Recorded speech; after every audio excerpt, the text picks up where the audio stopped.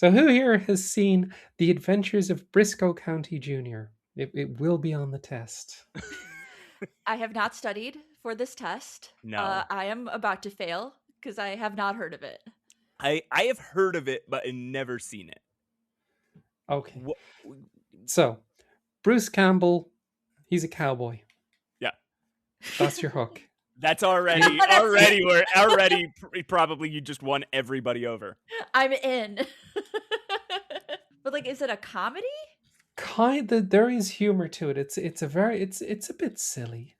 Mm-hmm. You know, it's 90s kind of humor, but it's a very neat kind of like steampunk setting. So you got this kind of western setting with a little bit of steampunk in there. It's like kind of Wild Wild West, but if it was like a TV show in the 90s with starring Bruce Campbell and less giant robot spiders. So the thing about Briscoe County Jr., I'm like looking at it now. It feels like the inverse equation of that show Firefly. I haven't seen that either. I'm so that was undercultured. That was like it was like a futuristic space show that was also kind of a western, and the main guy was what's that guy's name? You know, guy. The guy from The Thing. The guy we know. Nathan Fillion. Nathan Fillion from Slither, the most guy there is. Nathan Fillion. Yeah, he sure is a guy. He was most recently in that new Superman movie with directed by James Gunn, who also directed Slither, which is an amazing movie that not enough people have seen. It's classic. It's brilliant. Underrated. Trust me. It feels a little like Nathan Fillion exists in the tradition of a guy like Bruce Campbell. Yeah. Possibly a little more serious, but not that much more serious. Possibly a better actor, but and that's not to knock Bruce Campbell, because Bruce Campbell is he is charisma. He is charisma. He is an incredibly charismatic actor. I love him in pretty much anything he's been in. And he's very rarely in anything where he isn't just playing himself. That kind of bravado, and he's great at it. I love him. Yeah. I love him. I am most attracted to him in the Evil Dead movies. I don't know what that says about me. Something strange. But that's gonna be dangerous. Making love to Bruce Campbell in the Evil Dead movies. The man has a implement for chopping down trees as an arm. I'm into it. It's like a thrill ride.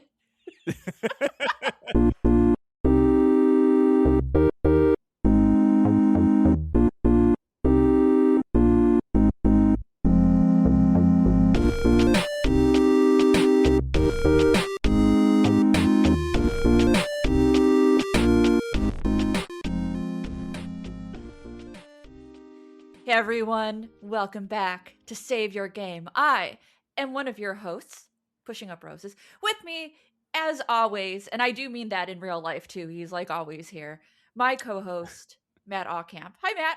I just sit, I hang out I sleep under your chair. It's really weird. I sleep under your chair and I eat the food that you drop. Which is a lot, because as we all know, I spill my coffee. I'm so sorry about that, by the way. And the worst part, well, no, it's okay. Once you get your like 8th third-degree burn, you stop feeling them. But the thing about I only drink iced coffees. The thing about it is I still work in Pennsylvania. So like I have to get out from under the chair, drive all the way to commute to Pennsylvania, then come back and then go back to bed under your chair. Yeah, sorry about that, Matt, but I do appreciate your dedication to the podcast. Yeah. And this is a very special episode because we have a special guest, gaming expert, gaming reviewer, gaming enthusiast, new time Twitcher. Really? Wait, there's somebody else coming on here? No, it's you, Casey. Oh, it's Casey Explosion. I'm not all that.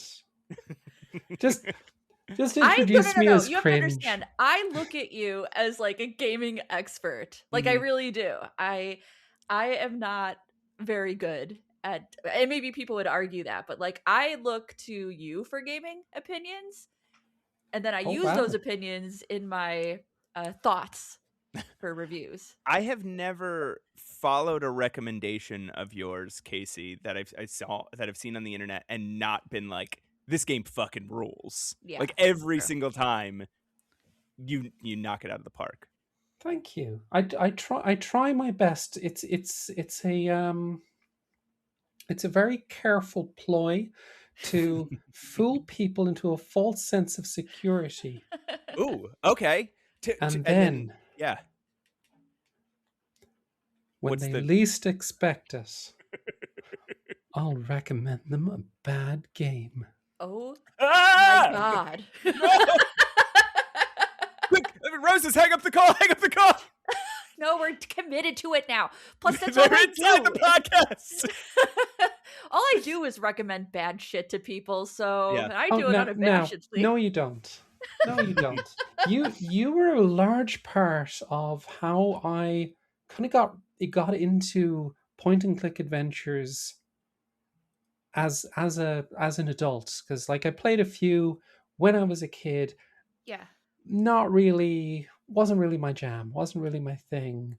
And I kind of like had some bad experiences where I kind of dismissed the genre. And I'd been watching your show for quite some time, and I thought like you're the way you were enthusiastic about those games kind of made me want to try some. And it came around when Unavowed came out. Yes. Good game. I liked the look of it. I thought I'd give it a try. And there was another game at the same time where I had picked up a copy because I knew some people who worked on the game. It's called The Dark Side Detective. Oh, lovely. So yeah.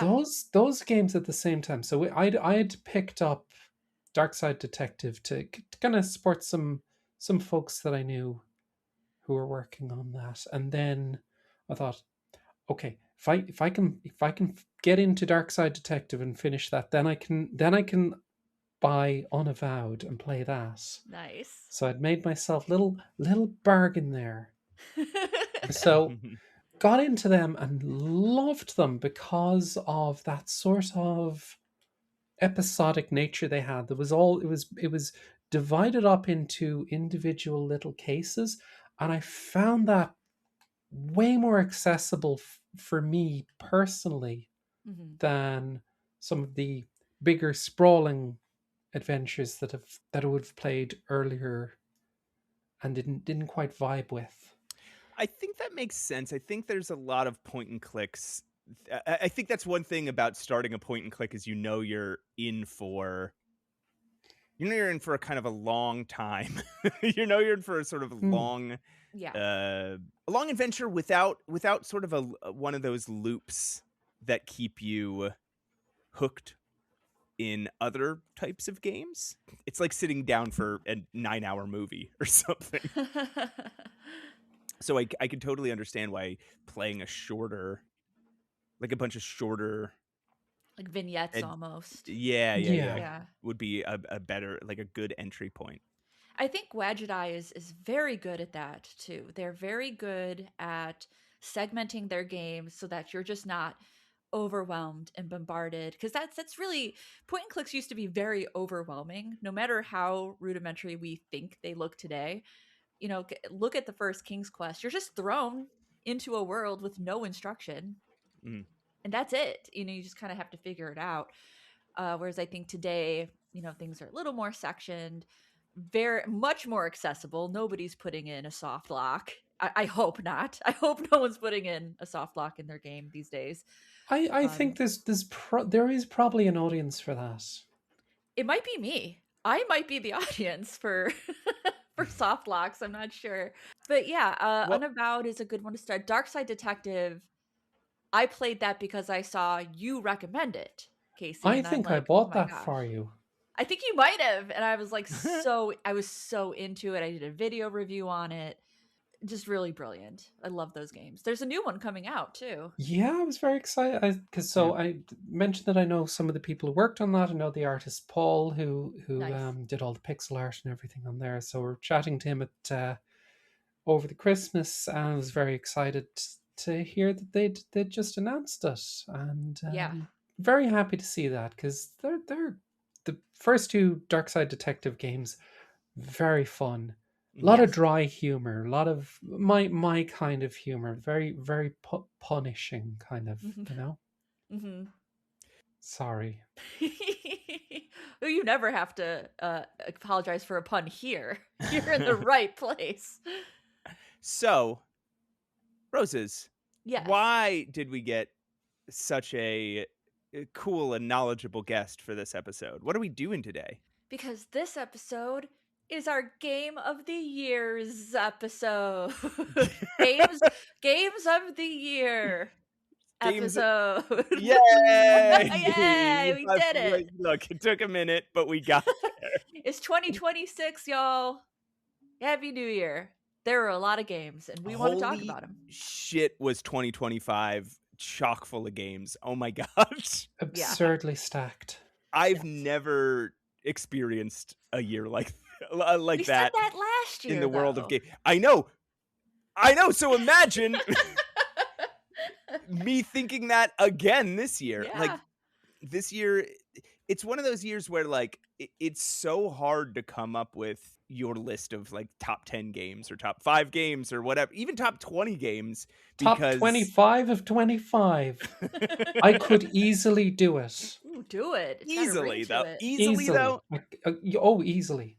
I'm narrowing it down to 12. So I have in front of me a list of 25 games, and trying to narrow that down into 10 has been nearly impossible. Like some of these games are there's just been so many innovative, brilliant games this year, and I didn't even get to play all of them. Like I didn't get to play the 100th Line Last Defense Academy. I didn't get to play some other stuff. Very good, Matt. Thank you. I didn't get to play It's okay. I didn't get to play some other stuff either. I didn't really get to spend any time with Queue Up. I didn't get to play I didn't get to play Foolish Mortals yet. I feel pretty bad about that one actually. It's just so much. So what we're going to do, Casey, I believe you and me, we have extensive lists in front of us.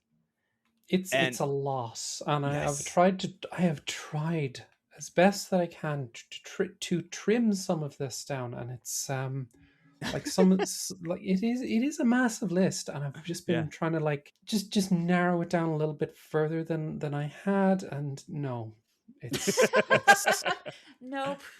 No. So here's my thought. We don't really have a structure for our Game of the Year episodes, so we're just kind of making it up on the fly. So here's what I say. So Roses, you have, if I'm right, a top 6, correct? I do, and I want to say this. I do want to say something to my defense here. No one's asking you. No one's asked for this, but it's happening. No, okay, yeah. No, you're not on trial here. Exactly. Yeah. Or are you? Guilty. Oh. I have absolutely bring out the jury. Oh my god! You stand before this court accused of heresy and witchcraft. How do you plead? Oh well, I'm guilty of that. Well, that she's guilty of. Okay. But not playing enough games is a different. I have played more than 10 games this year for sure, but I find that I get extremely passionate about certain games, like extreme to extreme degrees. I obsess. So I have narrowed down my list to kind of almost a top 5 with an honorable mention. Okay. Because these are the games that I just couldn't. In fact, I played them more than even playing a new game. Like I truly was into them, truly obsessed over them more than the other games that I play. And I could do a top 10, but I really want to speak passionately about the ones that I chose. Yeah. So what I think we should do is, Casey, me and you, why don't we just start? We'll just as rapid fire as we can. I say that because well, I don't know how good we're gonna be at being quick, but as rapid fire as we can, let's try and throw out some of our like honorable mentions, and then as we start to run out of those, then we'll start our top tens, Okay. and then as we get to number 6, that's when Roses will start listing hers. Okay. Does this How all sound quick like a can good we idea to be? you guys? Yeah, I'm Sounds down. great. Yeah. Okay, cool. I'm So, up for it. Casey, do you want to start? What's one of your honorable mentions? Asylum. Asylum. Have you heard of this game at all? Is that the Scratches developer? Yes, it's the Yes, same yes, I developer played. as Scratches. Oh Yes. my gosh. Really, really, really cool game. So if you've not heard of Scratches, which, you know, a lot of people might not have heard of, that's fine. Um, it is a first person point and click adventure. Mm-hmm. And Asylum is like this long awaited spiritual successor from the same developer. You Yes. know, Wow. the same type of game, and it is kind of Myst like, I suppose. I Yeah. think that's a good comparison. I never played Myst back in the day, so I don't know. But Hey, Casey. yeah, I beat Myst. No, you didn't. I beat it. She didn't. I consider Scratches like probably the scariest game I've ever played. Very scary. Yeah. it is Is pretty scary. It's is it's Asylum atmospheric more than anything else, I think. okay. Okay. It Okay. has a very specific kind of vibe to it that I love. Oh, it's good. I mean, I loved Scratches, and Yeah. I worked with the developer. Augustine is the main developer, I believe, and I did some voice work for him on a game. It's a free game called Serena, and if you Oh, want a kind of a taste of the developer, Serena is short, it's free, and if you like that, you might like Scratches and Asylum. Let's see. My first honorable mention, I think I'm just gonna go with By Sweet Carole. Okay, it's a good one. oh, We talked about it on the show a little bit before. It is this beautifully animated game. The gameplay itself is kind of like A just little a redundant. side scrolly puzzle platformer. Yeah. A little like maybe a slightly more rudimentary version of say Little Nightmares or something like that. Yeah. But yeah. the I know the game. I wanted to pick it up and I wanted to play it, but I just couldn't. There were too many games coming out at the same Mhm. time that I Yeah. just unfortunately did not. the developer's Little Sewing Machine. I think this is their first game, I believe, and it looks like at points it looks like a Don Bluth movie. At other points, it looks like a Disney movie. Yeah. It is just beautifully animated. Feels like you're playing one of those classic VHSs from your childhood. Yeah. Eh, It's very th- fairy tale. It's got some kind of earnest, kind of Studio Ghibli moments going mhm, on. It's a feat, honestly. yeah. In artistic merit, it is a feat. It looks absolutely gorgeous. It didn't crack my top 10 just because, you know, the story's a little bit muddy Yeah. and the gameplay is not stellar, but man, I couldn't not mention it with that fucking extraordinary Yeah. animation. Fair. All right, Casey. Easy Delivery Company. Easy. It's gorgeous. It is a very very neat little game. It's Okay. sort of if you ever played SnowRunner, this is a game that I've played a lot of, which is an off-road trucking simulator. Okay. Easy Delivery Company feels a little like a PS1 demake of that, but with a little Animal Yeah. Crossing kind of thing going on there as well. It is immaculate vibes. So Yeah. are you a cat I or a think dog? you're You're a a little cat. cat. Yeah, Yeah. I'm looking at the little trailer and I'm like gushing internally here. And one of the interesting things about this game is I remember hearing that the developer had a lot of misconceptions about the game because it has that kind of very PlayStation 1 Mm, vibe to it. The people assumed it was a horror game when it wasn't. yeah. You know, because Right. because you know, low poly, low draw distance with the kind of like the fog and the snow, Yeah. and it it has a certain vibe to it, and that's understandable. Everything's a little, I mean, it's in a snow, I see like there's snowstorm happening as well. So yeah, it does give that vibe. But Yeah, also, I will say though, it does look very cute as It looks well. very cute. Yeah. Yeah. it is very good. It is. The music is just, oh, it's gorgeous. Like I said, immaculate vibes. My next one, this is a game that I played at Adventure X, and then I immediately bought it. It's kind of like it's a Citizen Sleeper like. If you've ever played the game Citizen Sleeper, it is like it's taking very very direct and clear inspiration from it. It's called Duskpunk. Mhm. I've talked about it on the show. I guess on a kind of a recent episode, and it's it's a sort of a game about the horrors of capitalism and the way As that you do. the way that As you do. Yep. the way that community helps overcome that, right? Like capitalism's biggest ally is isolation, and its strongest enemy is alliance. Mhm. And this is a game, again, very much like Citizen Sleeper. You're rolling dice and putting those dice rolls towards actions that you want to perform. You can perform a certain amount of actions per day, and then they will generally contribute to some sort of status wheel that when it fills up, some new event happens. And it's really good. I mean, it's just a really well, it kind of my only criticisms of it are it's a little humorless, Hmm. a little short, but beyond that, the writing is fantastic, and it's just a really, really good game. It's called Duskpunk. Yeah, I'm I have an eyeballing honorable mention. this. Can I insert it? Okay. 100%. I definitely, because Casey was talking about kind of the low res horror but still cute look, I just wanted to mention Karimara. Oh Mm. God, yes. Yeah, it's so it's spooky cute. It's like it was made for me. This is the kind of thing I live for. I love spooky cute. It's very beautiful. Yes. And actually there's a design of an owl character in this game that truly inspired some of my recent ceramics and some of my recent art. So that's a big deal to me, and well done to the devs and the artist. It's really beautiful. It's a beautiful little game. It's very short, so if you're short on time but you want to have a nice little experience, this is the game for you. I will second that honorable mention because Yeah. that is a wonderful game. I love how it works.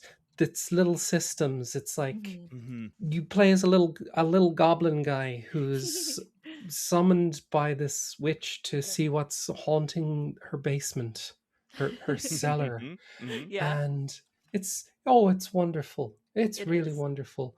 Yeah. But you collect cards, and Yes. you get these cards from conversations or from objects in the game world, and you can form questions with this and find out more. It's like it's not like a deck builder or anything like that, so Right. don't misconstrue. What the neat thing it does is it has you like the little cards that you collect. You use them on someone to find out, to ask a question about a thing. You get another card, and it's brilliant. It's It's real genius. the whole game is structured around you having to answer basically one small series of questions. Yes. You get to the basement, you find what's quote unquote haunting this basement, and this entity has like 3 questions for you, and you have to try to answer it using your cards, and you probably won't have the answer for a while. You have to like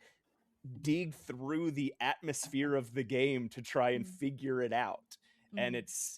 it's really smartly done. It's about examining your prior assumptions, even about the game, right? The game comes off as scary as hell, and then as you play it, you're like, "Oh, I'm not scared. I'm Right. actually like just charmed." Yeah, Uh, charmed. Yeah. The every game yeah. that I would compare it to is like the Frog Detective games. Oh, Frog Detective. Yeah, yeah. Okay. Those are wonderful. Those are Mhm. so wonderful. And for something to remind me of the Frog Detective, it's a massive compliment. Nice. All right, Casey, what's your next honorable mention. Oh, I'll do a lightning round. Okay. Oh yeah, please. Demon School, kind of turn-based RPG, phenomenal soundtrack to it. Okay. It's only an honorable mention because I haven't played enough of it to give it a solid recommendation yet, because there have been so many amazing games popping out left, right, and center. The Séance of Blake Manor, which I'm sure is going to be one of your picks or Oh, honorable mention later. I don't know. The We'll find out. Oh yeah, amazing game, which from the same developers as the Dark Side Detective games. Mhm. Yes. It is genius. I think I screwed up really, really badly with Oh this. no! Whoa! Yeah, I think I fudged my playthrough. I'm not sure, Oh We'll have no! to talk about it. yeah, I haven't gotten that far into it either, because Oh, again, okay, it's okay, just okay. been a huge I whirlwind of games. Um, I think that game is actually I kind of think that game is fuck up proof. I think okay, there is a way you could possibly mess up your playthrough, but okay. you would have to make some pretty big mistakes towards the end. Mm-hmm. Would you say that's Yeah. true, Roses? Like it's pretty foolproof. Like they What put a I lot of controls in to make yeah, sure I you have every opportunity to solve everything. yeah, Yeah. I think it is pretty foolproof. However, kind of very similarly to the Lorabo games, you can miss stuff. And Yes. if you do miss stuff, that can kind of dampen the experience. One more lightning round one. Okay. Right? Guns of Fury, which is a Okay. very generic sounding name, and I think the name of this game does it no favors Yeah. whatsoever. But No, I it is imagine not. it's an absolutely genius little game where it is sort of like that sort of contra Metal Slug run and gun kind of a game. It's taking that sort of a vibe, but it's a Metroidvania. Oh, Okay. Yeah, Yeah, Matt, I think you would really enjoy this game. it add to is wish list. brilliant. It's seriously brilliant. There's been great Metroidvanias this past year. Oh my Yes. god, there have. We'll get to talking about them, I'm sure. But Yes. this one I just really want to mention because like it is a game that I don't think a lot of people have heard of, and it's brilliant. It's genius. Like, you know, a lot of like Metroidvanias seem to be very hack and slash these days, Mhm. and it's interesting to find one that is more like ranged based Yeah. combat rather than. So there we go. That's There's some okay. lightning round ones. I'll do my lightning round ones, and then we'll get into then we'll start with our number 10s. Okay, my lightning round ones. Quickly, Cabernet was Oh, yeah. a game that I was really, really looking forward to. I played the demo in 2024, and we were really, really looking forward to it. Came out in February by Acupara Games. It Akpara. was Acupara. Yeah, It they did. They published Cryptmaster, which was my game of the year for last year. Oh, nice. Oh, right, that's just the pub. Yeah, that's the publisher. Yeah, so Yeah. the that's right, the developers Party for Introverts. Good publisher and good developer. It's like a very kind of like low key RPG Hmm. where you play a woman who you start the game dead, and then you wake up in a room and you are adjusting to life as a vampire, and it's about it's a game about the choices that you make as you adjust to this new life. Mhm. And we were very slightly down on it when it came out because it was very buggy, but over time they've done a ton of updates. And so now I think would be, if you've never played Cabernet, now is the best time to play it. Now that it's all patched up, it's an incredibly charming game with a Oh really yeah, sweet I little story. enjoyed it. That is a game where I messed up my playthrough because Yeah, this is I'm one an where you can. idiot. Listen, you can turn into a bat in this game. We've talked about Cabernet before, so this is not a spoiler. This is a mechanic. And I used the bat mechanic just to kind of like speed around. Did you know that you could fly high up in that game and find things on buildings? That's a hint for anybody who's going to play Cabernet. Don't be like me. Fly up into the air. Look at the buildings. Okay, next I have Promise Mascot Agency. Yes. Oh, yes. Which was okay. It's a lot more charming. It was for me. It was a lot more charming than it was fun. It's a really cool story. You play a character named the janitor who, in trying to save his friend's life, ends up fucking up a drug deal for the Japanese gang that he's a part of, and so he is exiled to this town where all yakuza are cursed to die. Like if you are Yakuza, you enter this town, you will die within a certain amount of time.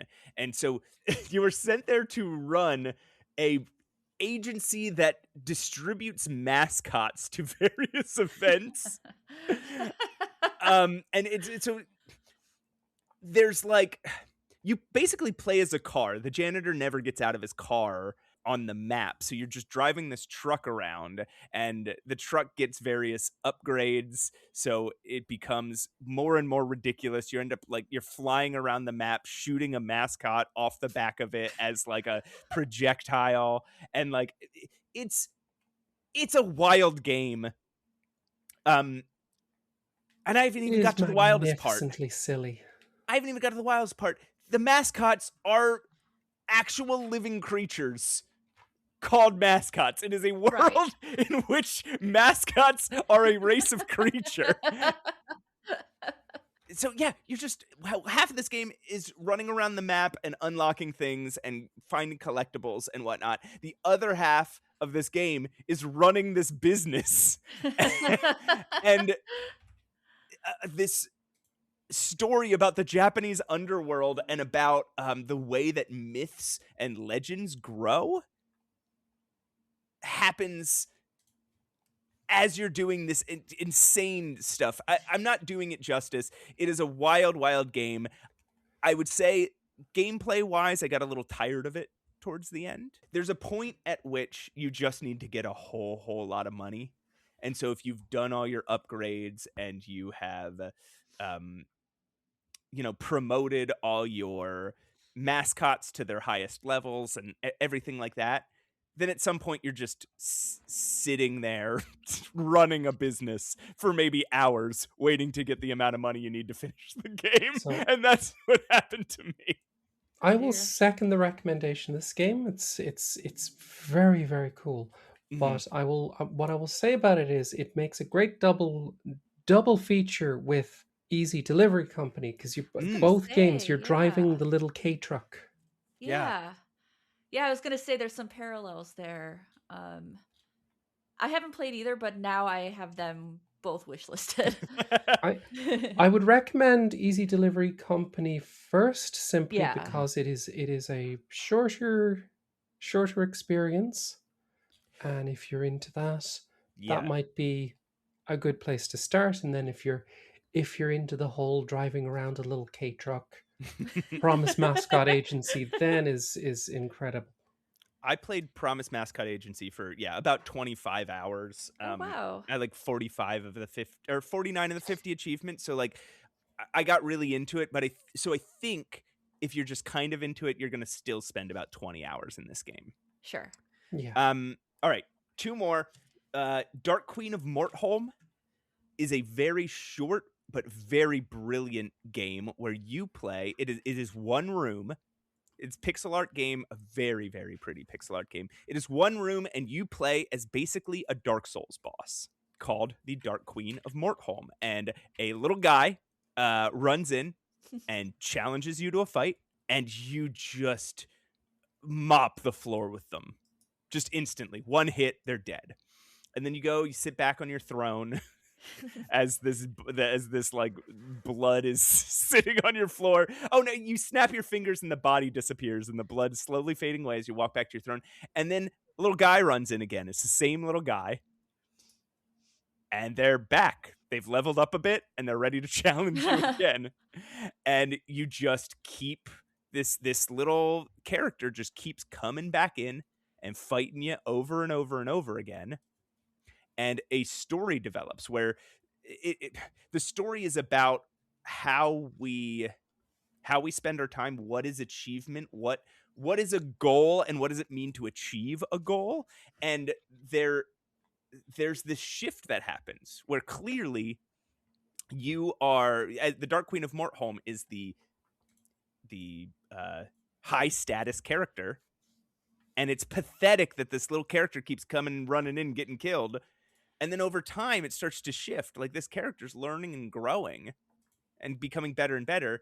And you're just sitting there in a room on a throne, just killing the same guy over and over. I wanted to check this game out, and I'd forgotten what it was called. So thank you for that. Of course. It's kind of, if I have to really incredible. Make a minor criticism, I do think that name is hard to remember. I remember the game. I remember the graphic style is very beautiful. It's so beautiful, honestly.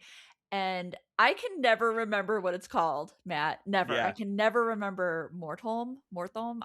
I don't know why. Remember that. I don't know why I can remember it. It's you're right. Like, you're both right, but for some reason I have it. It's stuck in my memory immediately. Dark Queen of Mortholme. But I also play. It also is like,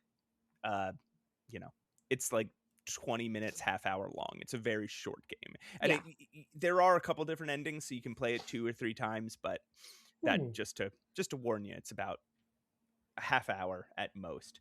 My last honorable mention is The Root Trees Are Dead. It is it's a game in which there's a family, the Root Trees. They own a candy corporation, and they're mega rich, and they all die in a plane crash. And so now you have to kind of dig into and research their family tree. You have to fill in all the pieces on their family tree. And much like the Return of the Obra Dinn, once you have 3 people entirely correct, their names, their pictures, and I think their occupation or something like that, you need to have 3 people entirely correct in order for it to tell you that you're right. So you can't just randomly guess.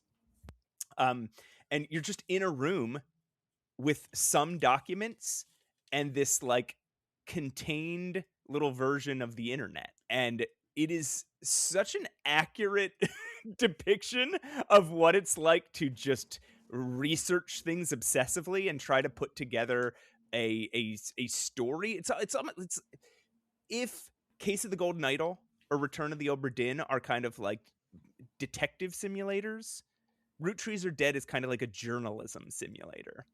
In that you're discovering all these secrets about these characters and following like a tiny little lead down a rabbit hole. And sometimes you hit dead ends, and sometimes you uncover this incredible story. So The Root Trees Are Dead. It's very, very good. Nice. I bought that game. I still haven't played it because this year is It's been unbelievable. So those are our honorable mentions. Casey, do you want to start with getting into our top 10s? No? Okay. No, I'm gonna make one more honorable mention, which is Dispatch, which is freaking brilliant, and it may or may not be an honorable mention because I'm half finished with my script, and I might shove it in there and wiggle something around to fit it in there because it is brilliant, and it stars the kid from that Korn video. What? Really? You mean Aaron Paul from Breaking Bad? Yeah. What a great description.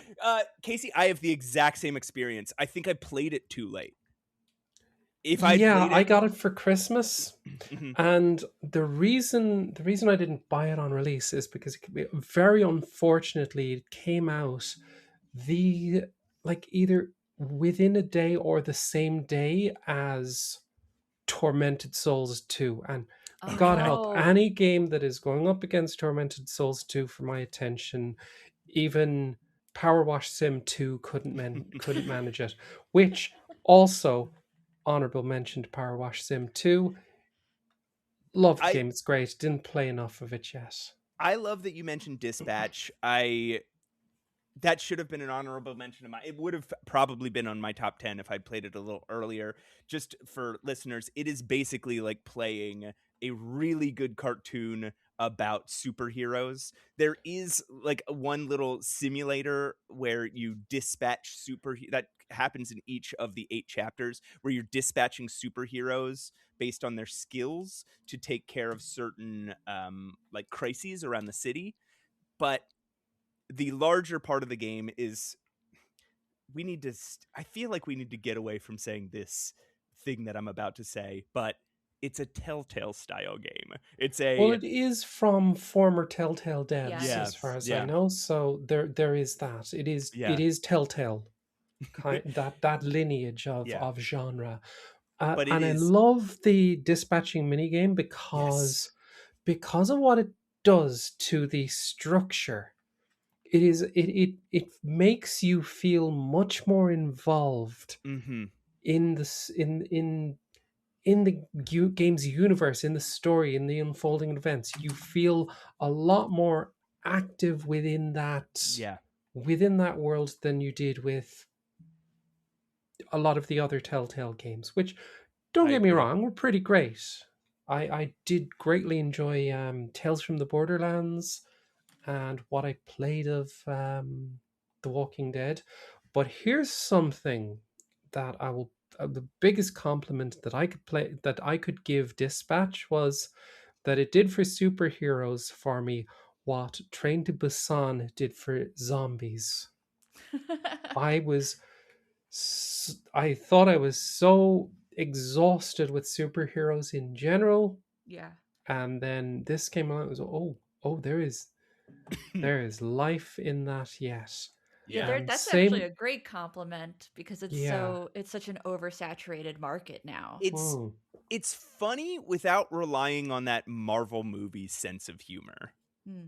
Um Yeah, like it is very funny. There's snappy writing. I loved it. it's It's it's it's so really good, good. and it's one of those games where failing a thing is as funny is as it's failing a thing is so funny you don't care. Like when you fail something, you're like, that rolled. And the characters are so great. It's a found family story. Man, yeah, it's brilliant. I can't recommend it highly enough. All right, now Casey, Right. you want to Okay. give us your number 10. Oh, So here we go. We're starting our top 10s. okay. I'm gonna give it to Kingdoms of the Dump. Ooh, okay. So now this is a game you play as like it. It is set in a fairy tale dump. There are different kingdoms. You play Fairy tale dump. as a little trash knight called Dustin Binsley. That's the kind of humor that permeates the entire game. Every single thing is a pun. It tickles my funny bone in a way that I just get a lot of joy out of that. I do enjoy that sort of humor. You may not, and you can go to hell. I don't care. Yeah, and they're wrong because you got me just by saying fairy tale dump. I'm like, really? I'm into that, and I do want to play as a little trash can. And it's Yeah, like it's one of the playable one of like the companion characters is she's a rat. She's Nice, great, it's a little and pixel art RPG, like with cute. you sort of you find a little team, right? yeah, Yeah. it's It's like that very that kind of Final sort of Fantasy. Yeah, yeah, that kind of JRPG kind of thing going on. It reminded me a bit of Small Saga, which was Okay. another kind of like old school kind of RPG, but you're playing as mice. If you've not heard, literally bought this game. I don't know Small Saga. Yeah. play Small Saga. I just Trust me. bought Kingdoms of the Dump Okay. All though. right. All right. I need to play this game. Oh, Small you do. Saga. It's That's right. brilliant, Okay. and like some of the pixel art is exquisite. It's some of the best pixel art you will see all year, except for Nice. something else that I'm going to say later. There's a very fantastic artist that worked on Kingdoms of the Dump. I Awesome. will say no more about that. That's amazing. Okay. Kingdoms of the Dump. All right. My number 10 is Strange Jigsaws. Oh, nice. Ooh, what I've heard of this. it is such a smart little game. It opens up as just there's some weird things that kind of look like jigsaw puzzles on the screen, and throughout the game it takes the concept. Man, I don't want to say too much about it. Again, I've done this on the show about this game before, but I don't want to say too much. It is taking the concept of the jigsaw puzzle and sort of expanding on it in about every way you could, and it also using it to make jokes, to make existential points, to make commentary about game design, and to just be absurd. Like the developer Fleb just goes nuts with the concept, and it ends in a place that I don't think you could possibly imagine coming. Yeah. And I think that's all I can say about it, because you definitely want to play it to experience what it has to show you. Me telling you it is not going to do it justice. Right. Number 9. Okay, number 9. So I'm gonna drop Silent Hill F from the conversation, because that is a fantastic game. I could talk that, but if I'm just doing 10, Mm-hmm. I think a lot of people have heard about Silent Hill F. It is a very, very good game. It is a game that I really, really liked and was very cynical about because of Konami's track record. And they started the revival of Silent Hill with this weird web show that had weird microtransactions and memes and things, and you had that's where that "It's Trauma" sticker came from. So I came to this thinking my opinion of Silent Hill going forward at that point was sometimes dead is better. that is how where my estimation of Konami's ability to do justice to a Silent Hill going forward was. I could not have been happier to eat crow when I played Silent Hill F. Oh, nice. Okay. I was so wrong, very happy about it. But I wanted to, so that's an extra honorable mention. But so number 9. Sorry. No, that's you do whatever. Yeah, okay, I'm so sorry. I because like my list is top 12. I'm having to rejiggle some of this. Oh, right, so, right. Number 9, Pipistrello and the Cursed Yo-Yo. Oh yeah. Have you seen this? Yes. It's I've played magnificent. A bit, yeah. It is. I was glued to this game. It is what the developers call a yo-yo-vania. Because you're the main character, every interaction is with the yo-yo. Like you do everything with the yo-yo. Your movement abilities are new yo-yo tricks that you learn. Your like key abilities that will unlock doors is tricks you do with the yo-yo. It commits to the bit on this. Like everything is yo-yo. Why do I love that so much, though? I just love that the yo-yo is such a strong mechanic here. Mm-hmm. It's fantastic. The pixel art is sublime. It is fantastic. And one of the neat things that you can do with the game is as it starts up, it has this kind of like little intro where there is like this virtual console. What you can do is you can go into the options and you can like zoom out so that you actually play the game on the virtual console, the little handheld. Mm-hmm. It is such a silly little touch, but I love it. Yeah. And are you playing a bat? Are you yes. You're a little bat, and you're the ghost of your aunt, or the spirit of the soul of your aunt is in the yo-yo. Here's something about me to all the devs listening. If you make a game about a cute bat, I will play it, and I will probably like it. Do play this if you have not. It's brilliant. There is a demo on Steam.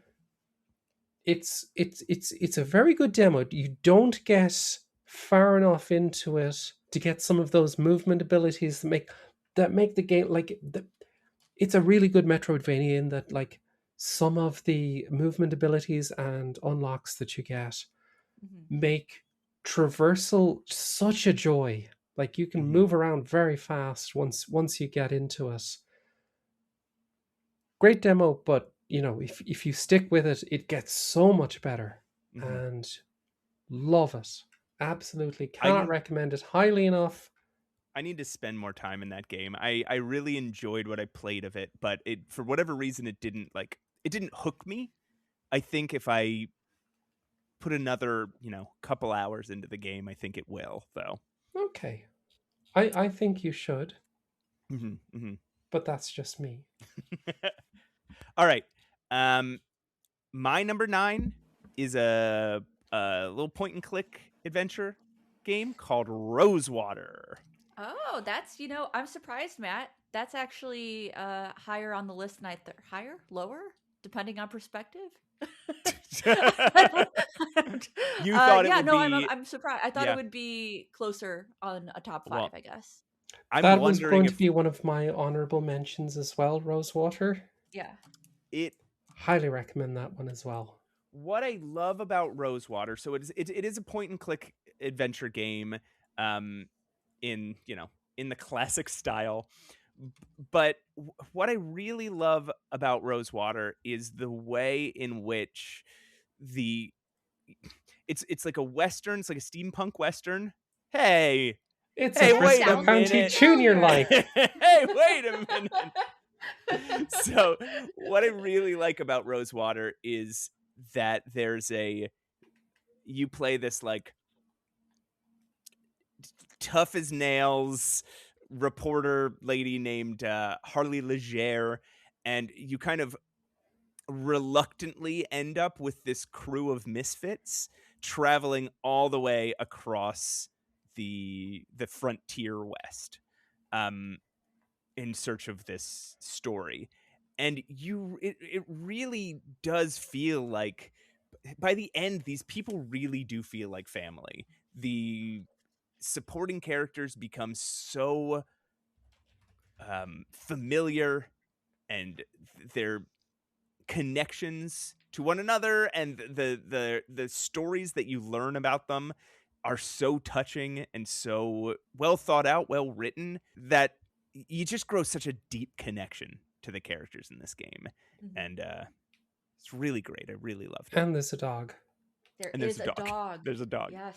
Made by Grundislav Games, friend of the show, Francisco Gonzalez. Same game director developer as Lamplight City. Yep. Correct. Yep. Which takes place in the same universe. Shared like that, yeah. And that was another game that it's like one of the first point and clicks that I really got into was Lamplight City. Yeah. Yeah. Really good stuff. I mean, this is what Francisco kind of excels at, is these alternate history period pieces. Yeah. Also, something I really loved about that game, not just some great voice acting, it had some really, really lovely rotoscoped animation that I just love. It's so charming. Yeah, it's very smooth looking. It's really beautiful. I should admit, if you you can not hear my voice in this game, but it is in there. I am part of a crowd. I'm part of a big crowd that says amen. Good job, one of those people is me. Okay. Wonderful. That is speaking of one of the things that I really loved about that game was how it felt like going on a road trip. Yes. Very You're there Trail. with your friends, and you're kind of this kind of fan family thing again going on, and like you're going on this grand adventure, and it really feels like, oh, we're going on a freaking huge road trip here, like, yeah. and it I don't know if I can think of any other game that felt quite like that. You Right. know? You start to it has there's a I got a little bit of that fatigue that you get sometimes with point and clicks where the world opens up and it's like you feel you're about to go on this adventure and I was like, all right, we got a big thing ahead of us. And like I kept thinking like, okay, I got to make some time to play this because it's going to be a lot. But the game is broken down into these vignettes. Just like you're talking about, Casey, like a road trip, like you Yeah. take stops along the way. And keeps the game from feeling overwhelming, but also, yeah, really hits that road trip kind of vibe where you're stopping at a place and exploring around a little bit and like learning a little something and get right back in your little vehicle and keep And going. just having adventures. And like Yeah. that, there was this one particular adventure where I was certain it's cannibals. Yes. And Oh my God, it, yes. it wasn't, but I was sure this was going to be ho cannibals. They're gonna eat us. Yeah. I thought the same thing. There's a time you stop at somebody's house, and I thought, like you're trying to get in from the rain, so you stop at somebody's house, and I was That's like, my all right, favorite one, by the way. this That's guy's my gonna murder favorite. me. This Yeah. guy's gonna kill me. All right. That's our number 9. Holy shit, we gotta go a little fast. All right, what's your number 8, Casey? Blueprints. Nice. Wait, I Wow. just got that. Oh, I love it when people get it. This is so funny. Yeah, I've No, seen this sorry, happen that's so just a many- long running thing with me. I like one of like I said my New Year's resolution was going to be not getting that's a yeah, I'm being very silly. Ignore me. So this is down. Oh, okay. All right. Yeah, go ahead. Love the game. In the interest of expediency, I will say nothing more about it. Just play it. It's really good. It is as good as people say. It's Casey, what about absolutely the people captivating. What about the people like me who are too afraid to play it because they think they're too stupid? That's my fear. I'm too afraid. I've been telling to get into her blueprints. this fear will not come to roost if you play it. But okay, yeah, Casey, what would you say? I would say play it anyway. Yeah. Just do it. It's fine. It's fine. Nobody is judging you but you. They are. No, they're not. And it is an infinite loop game. So you can play it you could play the same day a billion times until you figure it out. Like you'll be fine. I'll play it. You're not going to miss anything. It is very enjoyable. Would highly recommend it. It is that good. I wonder if we're going to talk about it anymore in this episode, huh? I do wonder. All right. My number 8 is Strange Antiquities. Nice. This is the sequel to Strange Horticulture. It's a first person kind of like interface game, right? You're looking at a counter, and you have all sorts of little strange antiquities around. You have all these strange little like amulets and statuettes and oddities. Yes. Yep. You have all these strange little oddities around, and people come up to the counter and they ask for either something that you have and haven't quite identified yet, or they ask for something that has a certain effect. And you flip through your little book and you look at the descriptions of various items, and you look at the items you have, and you try to put the two together. And so you're basically, it's a game about deducing what all these really cool little objects are. And at the same time, a story is evolving as the same people keep coming up to your counter day after day. And there's a cute little cat in it with bichromatic eyes. Ooh. I loved this game. I think it was a huge improvement on their previous game, Strange Horticulture. And man, if they just keep making games in this series for 50 years, I'll keep playing them. Yeah. Number 7. You're almost in the game, Roses. The Drifter.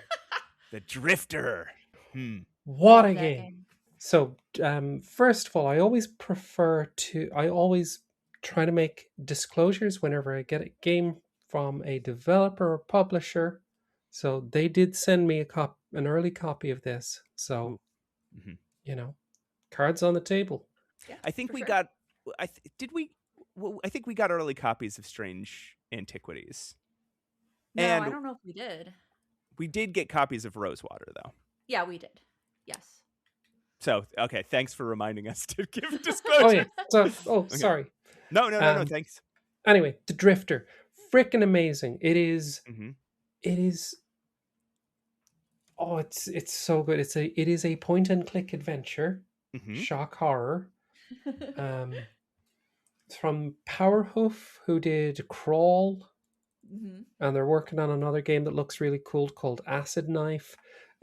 Really look, they're doing some cool stuff, basically, and gorgeous pixel art. But it is a point and click adventure that feels very fast paced. Yes. Yeah. It feels like it is going breakneck speed, and it's not because the gameplay itself is that fast. It has this magnificent narration. So this is a game that I would say gets my nod for best voice acting this year. Nice. Like everything that's happening is narrated by the main character's voice actor, and he's so good. He's so good. Mm-hmm. Yeah. It gives us this really grungy, pulpy kind of feel to it. It's got this very, very cool kind of sci-fi horror noir feel to it. Mm-hmm.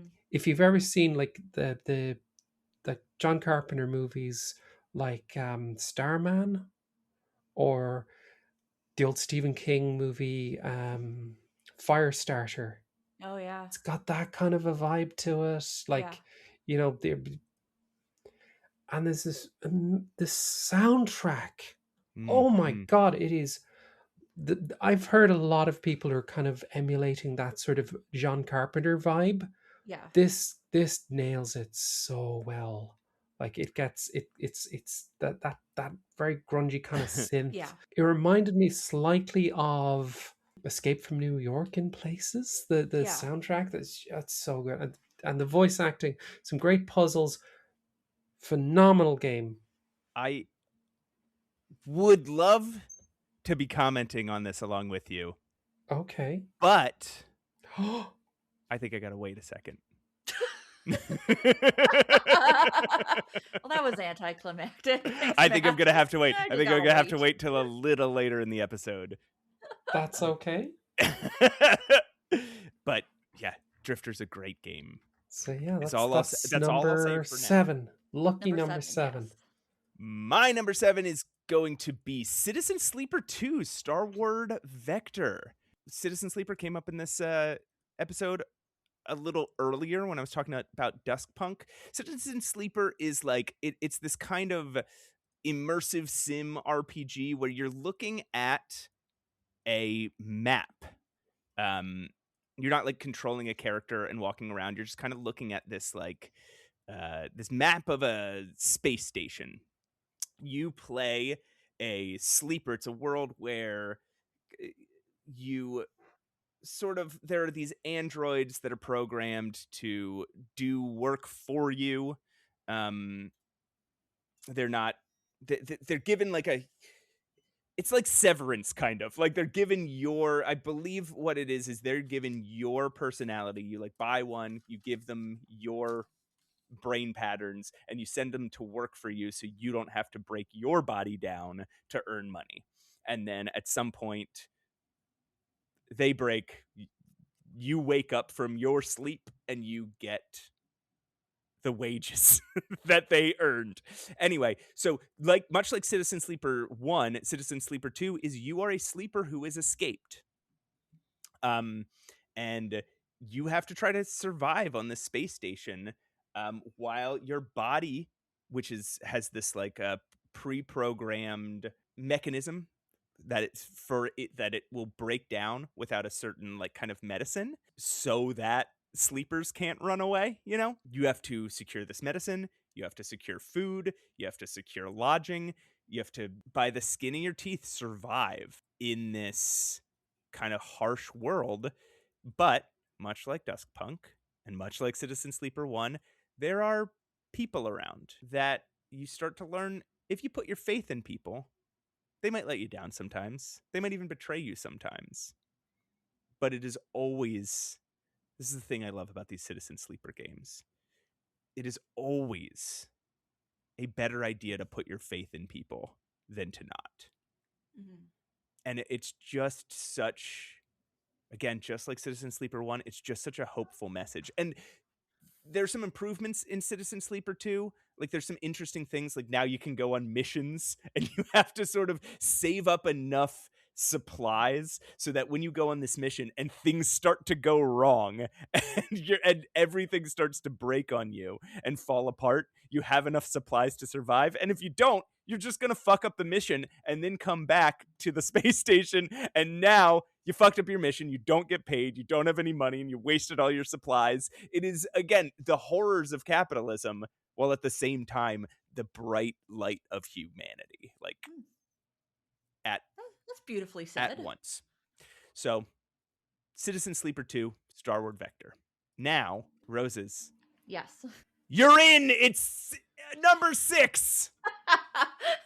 I did it. Yes. So luckily, there's going to be some overlap, obviously, of games 100%. we all talk about. Mm-hmm. But luckily, I'm starting mine with a game that's not overlapped yet. Okay. So I'm happy to put Duck Detective, The Ghost of Glamping as my number 6. I think everyone knows that I love these games. I love them. I adore them for so many reasons. I like that they're short. I like I do. I appreciate that they're short. It's difficult. Gotta love a short king. Yes. Yeah, I love a short king. I like that it's silly. It is a parody of a noir style type of a storytelling. Mm-hmm. The voice acting is over the top, cartoonish, comical, very adorable. I like the mechanic. It's very similar to the Golden Idol games. It's deduction and keywords. I will play these games forever until they stop making them. There's something about them. Wait, deduction. I just got it. Got what? It's a deduction game. Oh, deduction. See, this is why I like these games. There's a dedicated quack button. There's a dedicated quack button. You can make your little. I guess he's a duck. He kind of looks like a goose at some points, but yeah, I will play these games forever until they stop making them. They make me happy. They may not be the most grand game you'll play, but that's not how I curate my list. I curate my list based on what makes me the happiest, and Duck Detective always makes me extremely happy. It's just a very enjoyable experience, and I highly recommend it. Yeah, the Duck Detective games are so fun. This one didn't make my list, but I did really love it. Any other year, this would have made my list. It is sure. It's just such a sweet game. It's so sweet. It's funny. It's relaxing to play. Yeah. I think that would have been right up my alley as well, but I just did not play it because of the sheer amount of everything that's been been coming out. Oh, please play it. It's just so if you're ever in a sad mood, just boot up this game. It's going to cheer you up. I'll consider it. I have a backlog of games that I have bought and didn't play yet, like Old Skies and Skin Deep and Labyrinth of the Demon King and Routine and the only there's one been of those a lot. The only one of those I've played is Old Skies, and it's not on my list, but it was a great game. Really, really good. Okay. Absalom. Oh. Oh, this is good. This is really good. Mm. It is a side-scrolling beat 'em up.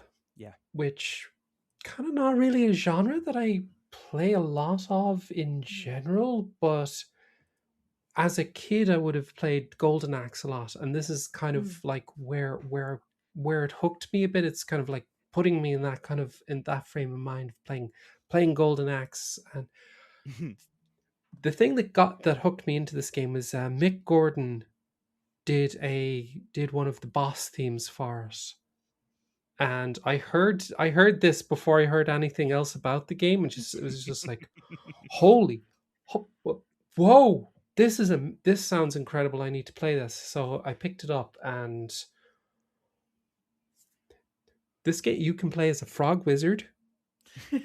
one of the unlockable playable characters is a frog wizard, and I being me, I kind of love the dwarf character. He's great.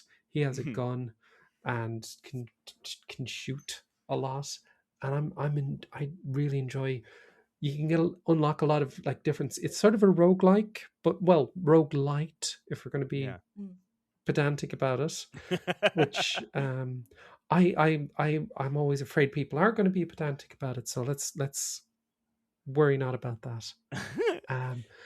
Phenomenal art style, absolutely gorgeous backgrounds, and just the world itself is so incredibly detailed. There's some great animation, and the moment to moment gameplay, the combat. It is a game that just has the juice. It is. You bite into this game and it is dripping with juice. It is juicy. It is it's like just the way like when you punch something and there's that little frame of animation stop there that's just like it feels good to play. It is a joy. I've heard about this game, and people have been saying such good things about it. And like you just said, I'm not a side-scrolling beat 'em up guy, but you might have sold me on it. I might need to play Absalom. Dude, it's really good. It is really, really good, and it's got that kind of like roguelite kind of thing to it. So you can lean into that a bit, so and kind of tailor different builds as you go through different runs and unlock more stuff that you can find on next runs. Really great game. My number 6 is, and it's insane that this just speaks to this year. It's insane that this game is all the way down at number 6, but it is Hollow Knight Silksong. Oh, nice. It is I don't know how much I need to say about this game. Everybody knows about this game. It is the sequel to Hollow Knight, but the reason it's so high up is the game is just, not only is it like you described Absalom, Casey, like it just feels good to play. Almost every moment of this game feels good. But the thing that really just captures me about Hollow Knight Silksong is that the way that it tells its story and develops its world with... Okay, this is a game where there is dialogue and the main character does speak, kind of unlike Hollow Knight. There was dialogue in the first Hollow Knight, but main character didn't speak. Anyway, it tells its story through the villains you encounter, like the enemies you encounter, and the maps that you're running across. Like, you're fighting through this like fiery mechanical realm, and then you find out that it is underneath the citadel, the big shining holy city, and this little underworks realm beneath it is the is where all the workers toil to make that city run. And even such small details as like when you kill one of the enemies in the underworks, they drop like less than half of the amount of this game's currency as any of the characters in the Citadel, because they're struggling to survive down here. Like, everything you encounter in this game is placed there for a reason, and they like just really thought it all through. And it's just such a vibrant and well structured world that just tells such an interesting story about faith, and I loved it. I really, really dug Hollow Knight Silksong. I'll say more on that later. I love this. Yeah. Okay. We're back around to Roses. It's me. Your number 5. My number 5 is Strange Antiquities, which we already talked about a little bit.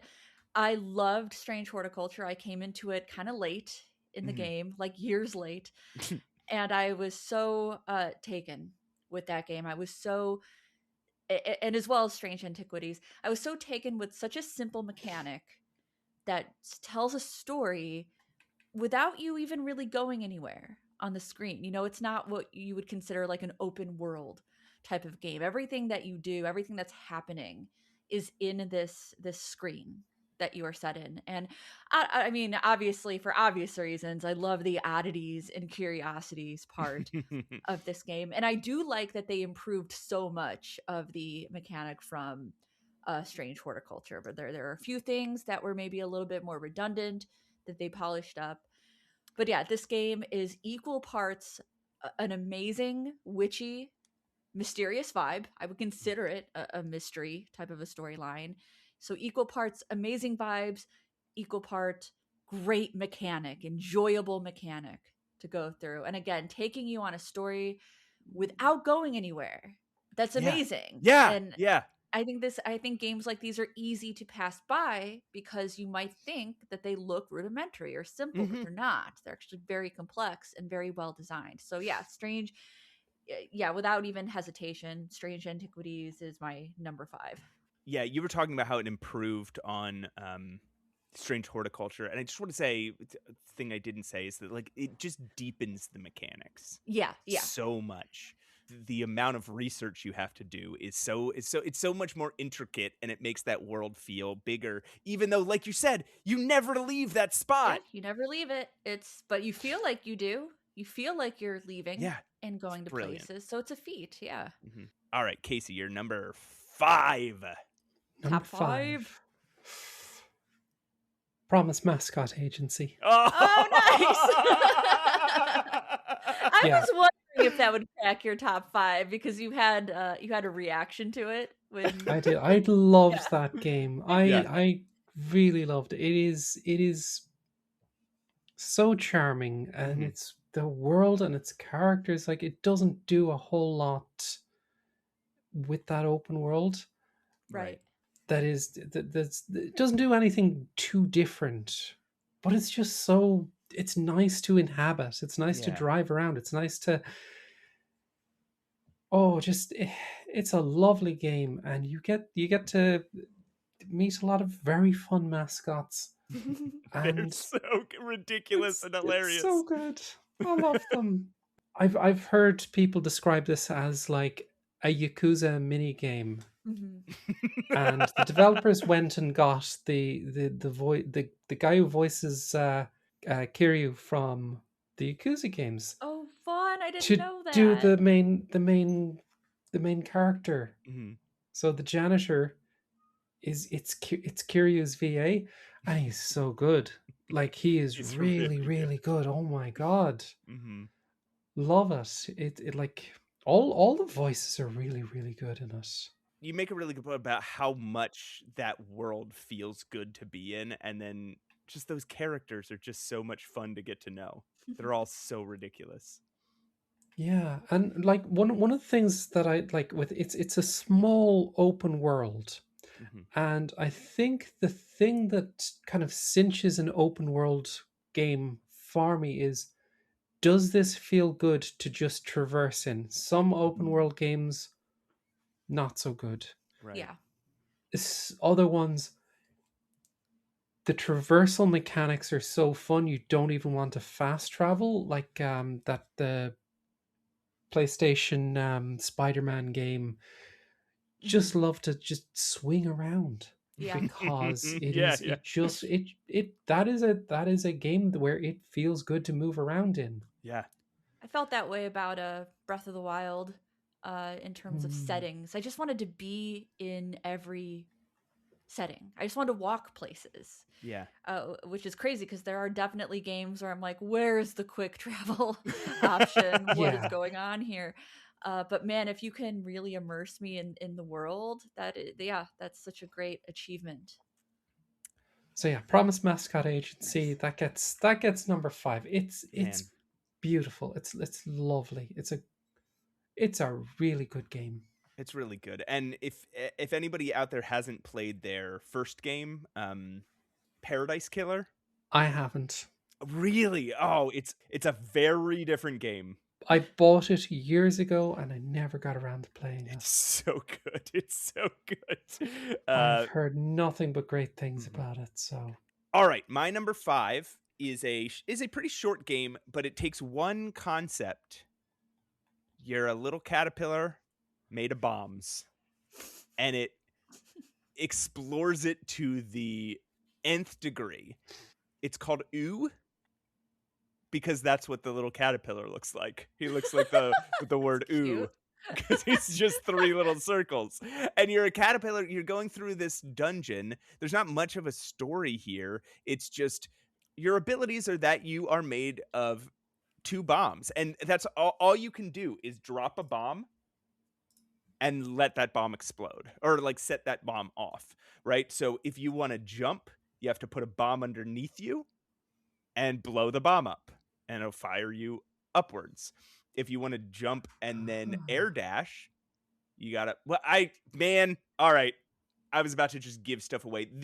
But that's what the game is. The game is teaching you, you can do pretty much, by the time you find the second bomb, which is really early on, you can pretty much do everything in the game, but you're not even gonna think of it until the game teaches you. Hmm. And that's what the whole game is about. It's about how to just silently teach you the mechanics of a game without telling you about it. The point where you realize, oh, I can drop a bomb, walk 5 screens away, and then detonate that bomb is every time you realize something like that, it's a revelation. And then you just want to go back through the entire thing again and see where you can use it. It's very Metroidvania-y in that sense. But again, very short, fairly linear, but just absolutely brilliant game design. I can't, it just had me thinking so much about how people go about communicating through the language of game design by doing it just expertly. Mm. So that's ooh, it's just 3 O's. That's how you spell this game. Aesthetically, it reminds me of I don't think it's the same gameplay, but Baba Is You. Yes. Kind of aesthetically, maybe hmm. this is a little more polished, but it's got that same vibe to me, at least. Just very simple Yeah. pixel art with a very limited palette. Yeah. Yeah.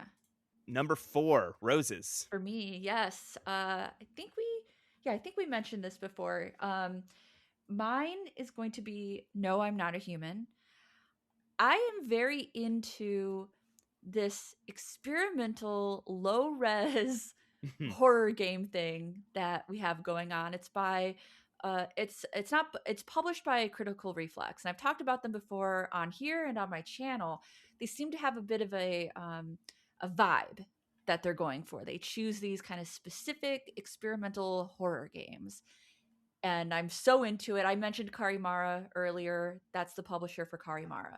Mhm. I found this game because my recommendations were bombarded by video essays on No, I'm Not a Human, meanings and characters and deep dives. I couldn't get away from it. It was just, so I ended up watching one.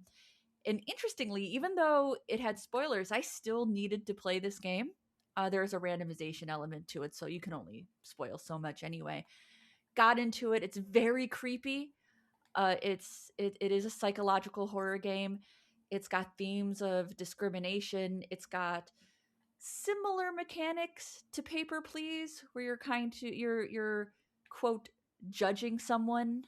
And the entire premise is basically there are these visitors that are what's the word, taking over, I guess, and you cannot, for some reason you're not allowed, I'm not going to spoil this, but you are not allowed to be in your home alone. But every night people come to your door asking if they could stay at your house, which you want because you cannot be alone, so you want to invite people in. However, some of these people are visitors, some of these people are human beings, and you have to decide through various testing, sometimes even just your intuition, whether they are a visitor or not. If they are a visitor, someone's going to get killed. If they're not, then you're not going to get killed. It's just very intriguing. It's one of those games that you're probably not going to have a fun time. Kind of like what Matt was just talking about. Ooh, that's a fun time. That's a pleasant, fun time. This is not that. This is more catharsis. This is a horror game. And I'm just really into these low res horror games right now. I would second the recommendation of No, I'm Not a Human. Yeah. Because it does something very, very interesting. And that is, it's systemizing that one scene from The Thing. Right? Yeah. The blood test scene. Yeah. Yep. It's like you are given instructions on how to identify visitors. Right. But it's a bit vague, it's a bit unclear who you may get it wrong. You probably will get it wrong. Yeah. Because it's like it has that kind of tension of that standout scene from John Carpenter's The Thing, and the one good scene from was it 2011 The Thing prequel, also called The Thing, where it actually had it's not a great movie.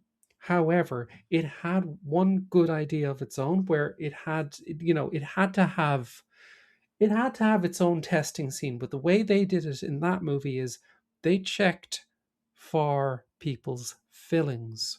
If somebody had fillings, like, because the organism could not replicate inorganic matter. Right?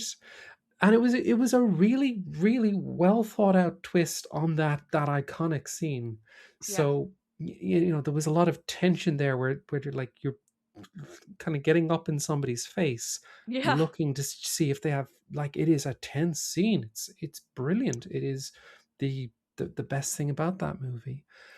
And No, I'm Not a Human is giving you these kind of like tests to run on people, like to check them for their teeth, their I was gonna say armpits. Teeth checking is one of them. And you do check for teeth. Yeah. And like you're saying, Casey, like, you're gonna get it wrong because you're given these tests, but unlike other video games where it's like you do the thing it tells you to do and you get the result that you expect. Yeah. You do some of these tests and you're like, I can't tell. Yeah, I can't tell. It's so intentional where you're just looking at it. You're like, what is it supposed to be? I thought it was. you're just like staring at it like, I don't know. And at the same time, out in this world, the government of this world is also panicking about these visitors, but reacting in a way where like the world is becoming more dangerous than the visitors were. Yes. And a lot of commentary there. It like there's some notes of the the worldwide immigrant panic that we're seeing, and there's some notes of the worldwide like anti-trans panic that we're seeing it's just in there.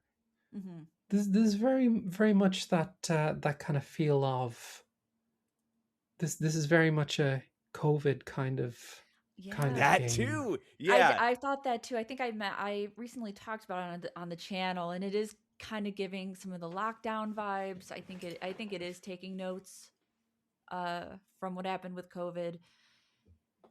And yeah, it's not a fun time, guys. It's not. No. It's not a fun time. It's not But a fun game. It's an important game. But it's art, and not all art is fun. Sometimes it's just thoughtful, and that said, there are some silly ass things in that game. Well, sometimes sometimes you want to play something or watch something to have a bad time. Yeah, absolutely. Yeah. That's why I'm a big horror girly, so I had to put this on here. Man, that's why I listen to fucking Nine Inch Nails. You think I'm dancing? Well, maybe I am dancing to it. I don't know, but still, I'm here for a bad time. Okay. That was 4. So Casey, you're number 4. I'm gonna. I have it written down here in a different order, but I'm gonna switch things up, and I'm gonna say Claire Obscure Expedition 33 for number 4. Interesting. Very, very good. I think it's a game that I think people might have gotten a little exhausted with how much praise it's been getting, and how like just the sheer amount of awards and everything. Like, but like Blueprints, sorry, it's that good. It really is that good. It deserves all of the praise. I love it. I loved what it did. The kind of that that kind of turn-based combat with timed inputs, I just really enjoyed that. I was a big fan of the Dark Souls games, and a lot of FromSoft's output, and my favorite FromSoft game was Thingamabob, Sekiro. Oh, right. I had such a good time with that. I'm a real parry slut, so for that reason, I enjoyed the absolute hell out of Expedition 33. Staggeringly good music as well. Oh my god! Wow, that's good. I'll leave it at that. Say that it's that good. It's nice. It may come up a little bit later. My number 4 is a little game called The Drifter. This game, nice, fucking beats ass, dude. This game rules. This game is so good. You were saying, Casey, like the fact that it feels fast the entire time. You feel like you are in a thriller movie, but you're just playing a point and click adventure. But there's something about his narration. There's something about the way that it makes you feel under pressure, even at times where you have all the time in the world. Sometimes you don't. Sometimes you can die in this game. But it makes you feel under pressure to where you just feel like it is constantly moving. It's this new theory that I've never seen before on how to design a point and click adventure game that is based around kinetic energy, like forward momentum. And that's just not something you see in point and click adventures. And also just seconding everything, like the voice acting is incredible. The pixel art is fantastic. I think this and Dark Queen of Mortholme are the 2 best pixel art masterpieces of the year. The story is great. The puzzles are fine. They're good enough. They're not brilliant, but they're also not bad. Like, it's just, it is fun to play. Every moment of it feels fun, and you grow so attached to these characters too. I loved The Drifter, and I hope that other point and click developers sort of take some lessons from this game on a different way to do pacing Oh, in what is also, traditionally a slower genre. Yeah. one thing that I would also like to praise the Drifter about, it has fantastic controller support. Oh, Oh, Yeah, I haven't if played you it with a controller. try it, Yeah, it's I it's will. very cool with a controller.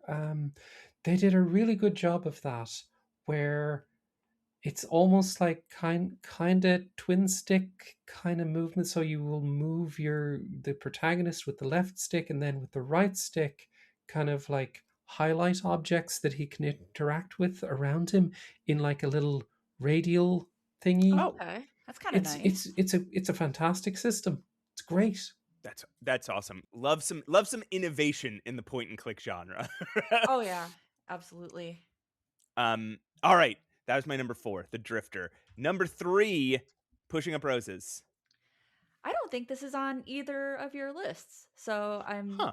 I don't think. I could be Okay. wrong as we near the end, but my number 3 is Old Skies. Oh. Yeah, and I know I want to harken back on something that Casey said, and sometimes when games get a lot of praise, people Mhm. get fatigued on that before they even play it. And I think sometimes that can happen with Wadget Eye, is the developer. They are that good though, is the problem. Mhm. Like they Yeah. get a lot of praise as an adventure game developer because they are that good at developing adventure games. Full transparency, I do play a character in that game. Um, I play the holographic bartender. I have criticisms of myself and of of that voice acting. I can barely listen to it, but I love Wadget Eye games. This has kind of a time travel element to it, and I'm not going to say much about it. I really want people to play this game. It's very story rich. This is a time travel plot, and I hate time travel stuff. I get in my Mhm. head, I question it. My suspension of disbelief is very stubborn. Um, and I'm not saying that in gaming you have to believe everything, but in within the world you have to believe it. You have to believe the world that you're being presented with. And this is one of the only time travel kind of plots and mechanics that I got into, and I wasn't bitching about it too much. I was probably a little You bit, did but a little bit. I did a little bit, yeah. We did it. There is an episode that we did on this game, and yeah, it is very, very good. It didn't make my top 10, but it was my number 12. Yeah. You know, it spoke to my heart.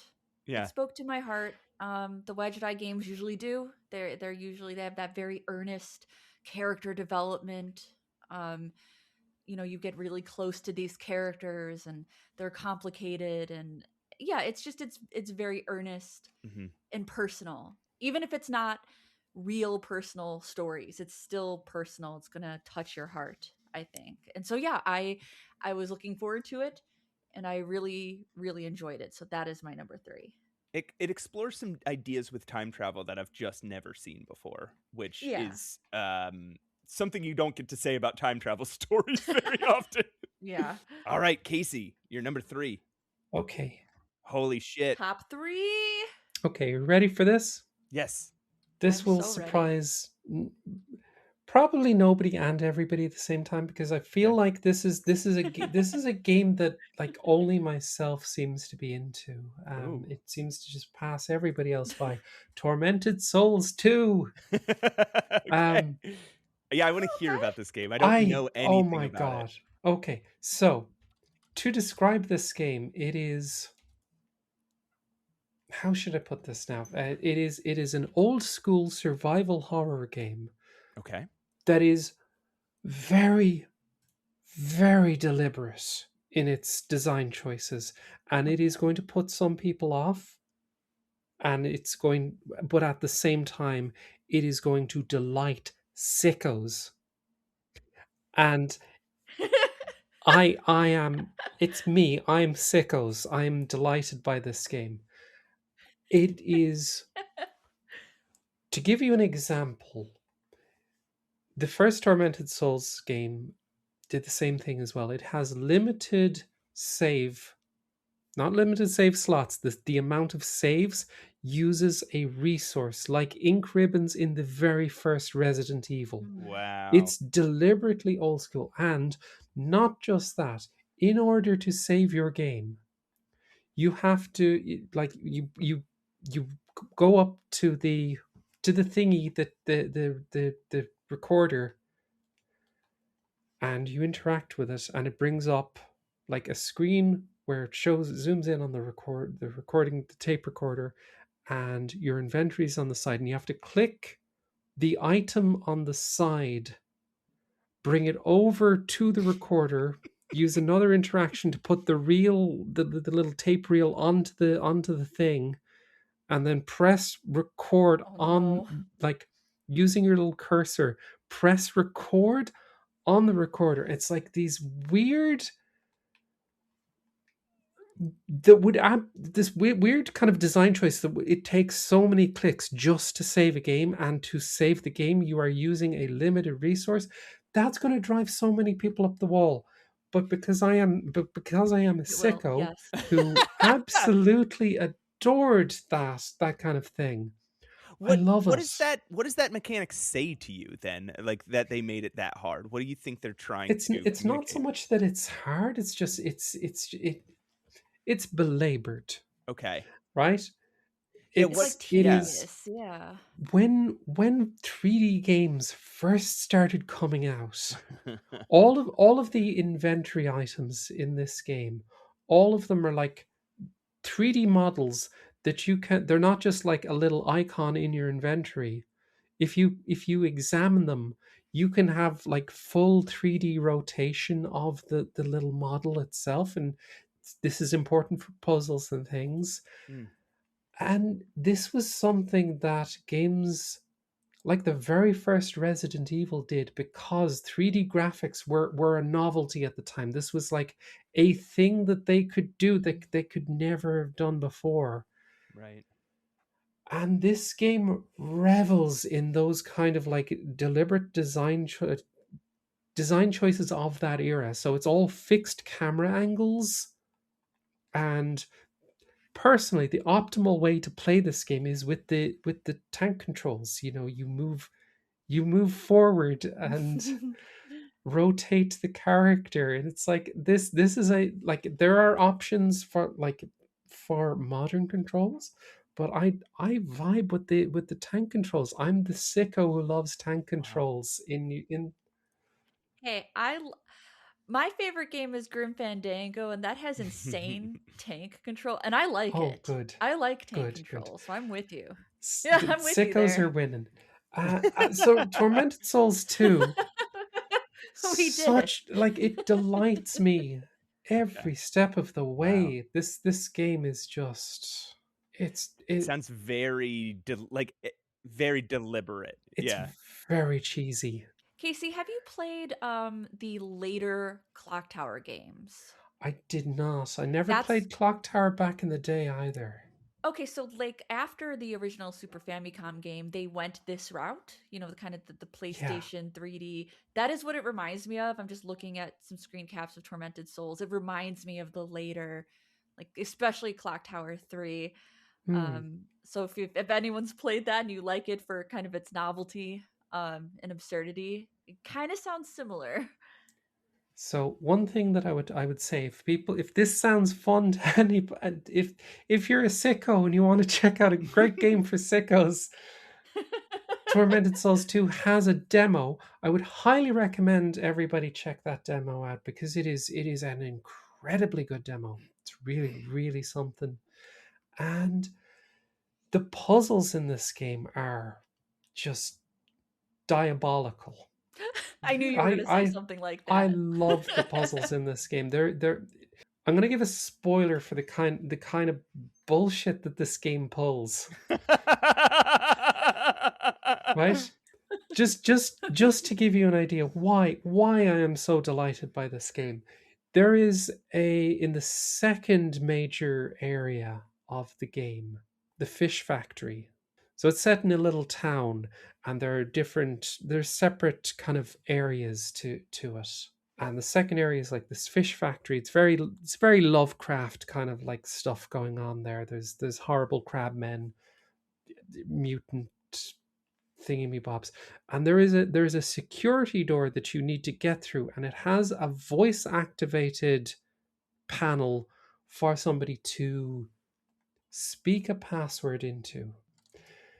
And you find a tape recorder, and then you would later find a cassette tape for it, and you can hear different messages on it.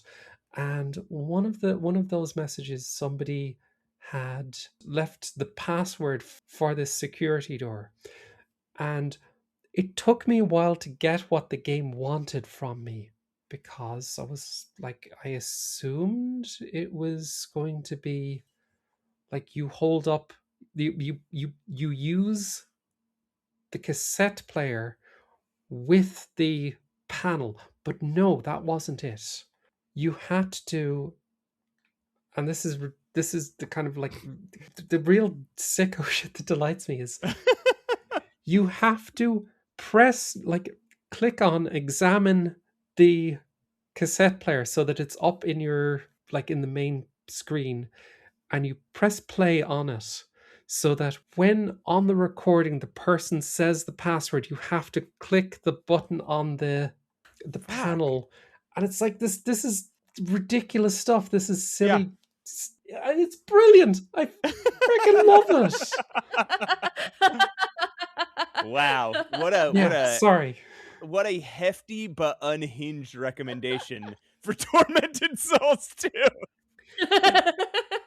I mean, it kind of sold me because I like those weird clock tower games. It is great. So good. It's like it takes a lot of inspiration from like the original Resident Evil, but also a bit of Silent Hill as well. Yeah. And then it does something else. Like it has the whole kind of like Silent Hill-esque two different worlds. You know, there's a dark world underneath the one you're exploring, and then it does something else. Says that's not enough. We need to throw time travel into this. So there's weird time travel shenanigans all up in this game. And alternate world and time travel. And yes, okay, wow, and a lot of these really weird puzzles where you have to either go to the creepy other worlds where everything is creepy and wet to solve puzzles, and then another time where this puzzle this is a time travel one. It's nuts. It's a nuts game. It's so good. I love it. This is a rhetorical question, but why are creepy worlds always so wet looking? Again, rhetorical. Nobody needs to answer that. Just something to ponder. I mean, why are creepy worlds wet? I don't. Okay. I mean, I kind of do, but I don't. Okay. My number 3 is a game called The Séance of Blake Manor. Oh, man, it's so good. It's just this game climbed up my games of the year list so quickly. Like, I played it and I was loving it, and then like I loved this game for its mysteries and its characters and its writing. The art is incredible. Everything about it is great. I think last episode of this podcast was about Séance of Blake Manor, so you can hear more detailed thoughts of mine on that. But yeah, it was. why it got here was I played it and then I left for London, and the entire time I was on the plane, I was in the airport, I was walking around London, it just kept coming back into my head. I feel like this happens sometimes when you already like a game, right? But then you start talking about that game with other fans of that game, and you realize that you like it more than you thought. And I agree with you, but in this case, it was just all in my head. I just kept remembering the vibes and wishing I was back in Blake Manor. Like, the vibes of that game are so good and supported well, there's like a a symbiotic relationship between the vibes and the story and the vibes and the character and the amount of like Mm-hmm. um mythology and folklore that's woven into the game and the depth of the characters' backstories. It's a game where I just felt good being in that world. Mm-hmm. And I can't, even now, I can't stop thinking about that world. It comes up frequently where I just remember the feeling of being in Blake Manor, and I just feel good about it. So, It fun fact, yes. that is set where I'm from. Oh, Yeah, really? and it's developed here as well. So Yeah. I'm west of Ireland, Amazing. and that's where that is set, and Oh, in the West. Oh, wow. out west. That's so it's I mean, man, that game just It's really very good. really fantastic achievement and really takes these newer sort of ideas about what if a game actually made you feel like a detective rather than just play a detective while still giving you like a strong narrative at the same time. I adored this game. That it's my number 3. I think everybody should play it. It's I think the game I recommend most to people out of any game released this year is like everybody should play Séance of Blake Manor. It's really really good. Nice. I'd agree, even though I don't think I've gotten that far into it yet, and I've just been, I really feel like just messed up, and You didn't. I bet you No, didn't, I though. bet you didn't. I bet it feels that way, but I bet you didn't. yeah, Yes. Yeah. I'm just doubting myself quite a bit with it. But you know, phenomenal game. The vibes of it are Yeah. great. What really gets me about it is that art style is just gorgeous. It's like that Mike Mignola kind of Hellboy kind of Yes. Yes. vibe. And Yes. like I know the artist on this, so disclosure there as well. Like he is a very good artist Yeah. and just did an immaculate job with it. I knew I was looking forward to this game. I was not prepared for just how good it was going to be. I loved it. I loved it. Man, we're on to our number 2s. We're getting to the end. Holy shit. Roses, Yes. I need to hear your number 2 game of 2025. I bet you do, because mine were swapping a lot. And yeah, so my number 2 was my number 1 until, let's see what date, until like what, last month or something? That is how long I had this as my number 1. It did fall back into number 2 for what I think is a good reason, but it is The Interesting. Drifter. Oh, The Drifter was my yay. number 1 game for so long. I even said that. Yeah. In our podcast, I kept saying this is probably my game of the year. It's probably going to be it. And for similar reasons to what you guys have said, it is high octane. It is very difficult to make an adventure game feel fast paced. Right. That's not really what a point and click like inherently is. They're not fast, you Yeah, know. yeah. It's like But because of the storytelling, because of the pacing, and again, the narration is what really gets you. And Right. I think it's unique. It is told in first person. A lot of games are. However, it's the first game where I was fully aware of the storytelling and how important the main character's storytelling is. Right. And that's not very common. It's not very common that your main character also is narrating. So just as an example of a first person game that does not do this, right? Duck Detective is technically a first person game, but they are usually responding in first person. So I'm Duck Detective, I'm looking at a bulletin board, right? He responds, "Oh, there's a credit card number on this bulletin board. I wonder what that is." That's not how the Drifter is. The Drifter is told in a writerly way. Somebody swings a wrench at you, and Mick narrates saying something like, "You dodge the wrench as it goes over your head, as it whooshes over your head." That's how this game is told. Yeah. That's why it's fast paced, because it is narrated differently in a writerly fashion. And I just, oh man, I just loved it. I love the point and click genre, very obviously. It felt like a thriller. I'm a big fan of the thriller genre. We name dropped John Carpenter. I think he was a big inspiration for this. And even though the pixel art is chonky, I would describe it as chonky pixel art. Mm. Sometimes their faces aren't as detailed It is as other character shockingly designs. expressive. Yeah. Yes, shockingly. Yes. When Mick opens his big, bright, white eyes, I just know he is fearing something. Yes. Loved this game, loved the story. It felt, at times for me, it felt very Gabriel Knight. Keep in mind, it is high octane, but it is not always fast. It is appropriate. The pacing is appropriate. So you will have time to kind of fart around the world that you're in, interrogate people, kind of like Gabriel Knight does. I think it's brilliant. I loved it. And like I said, that was my number one. So that's saying something. It has fallen back into number two. But genuinely, I think this game is a piece of art. I think it's so good. I think I know what your number one is. Now you do. Yeah, now you know. Wow, I would have said, I thought it was going to be the Drifter. Wow, I'm okay. Yeah, I know. I flipped it. Wow. All right. Casey, your number two game of 2025.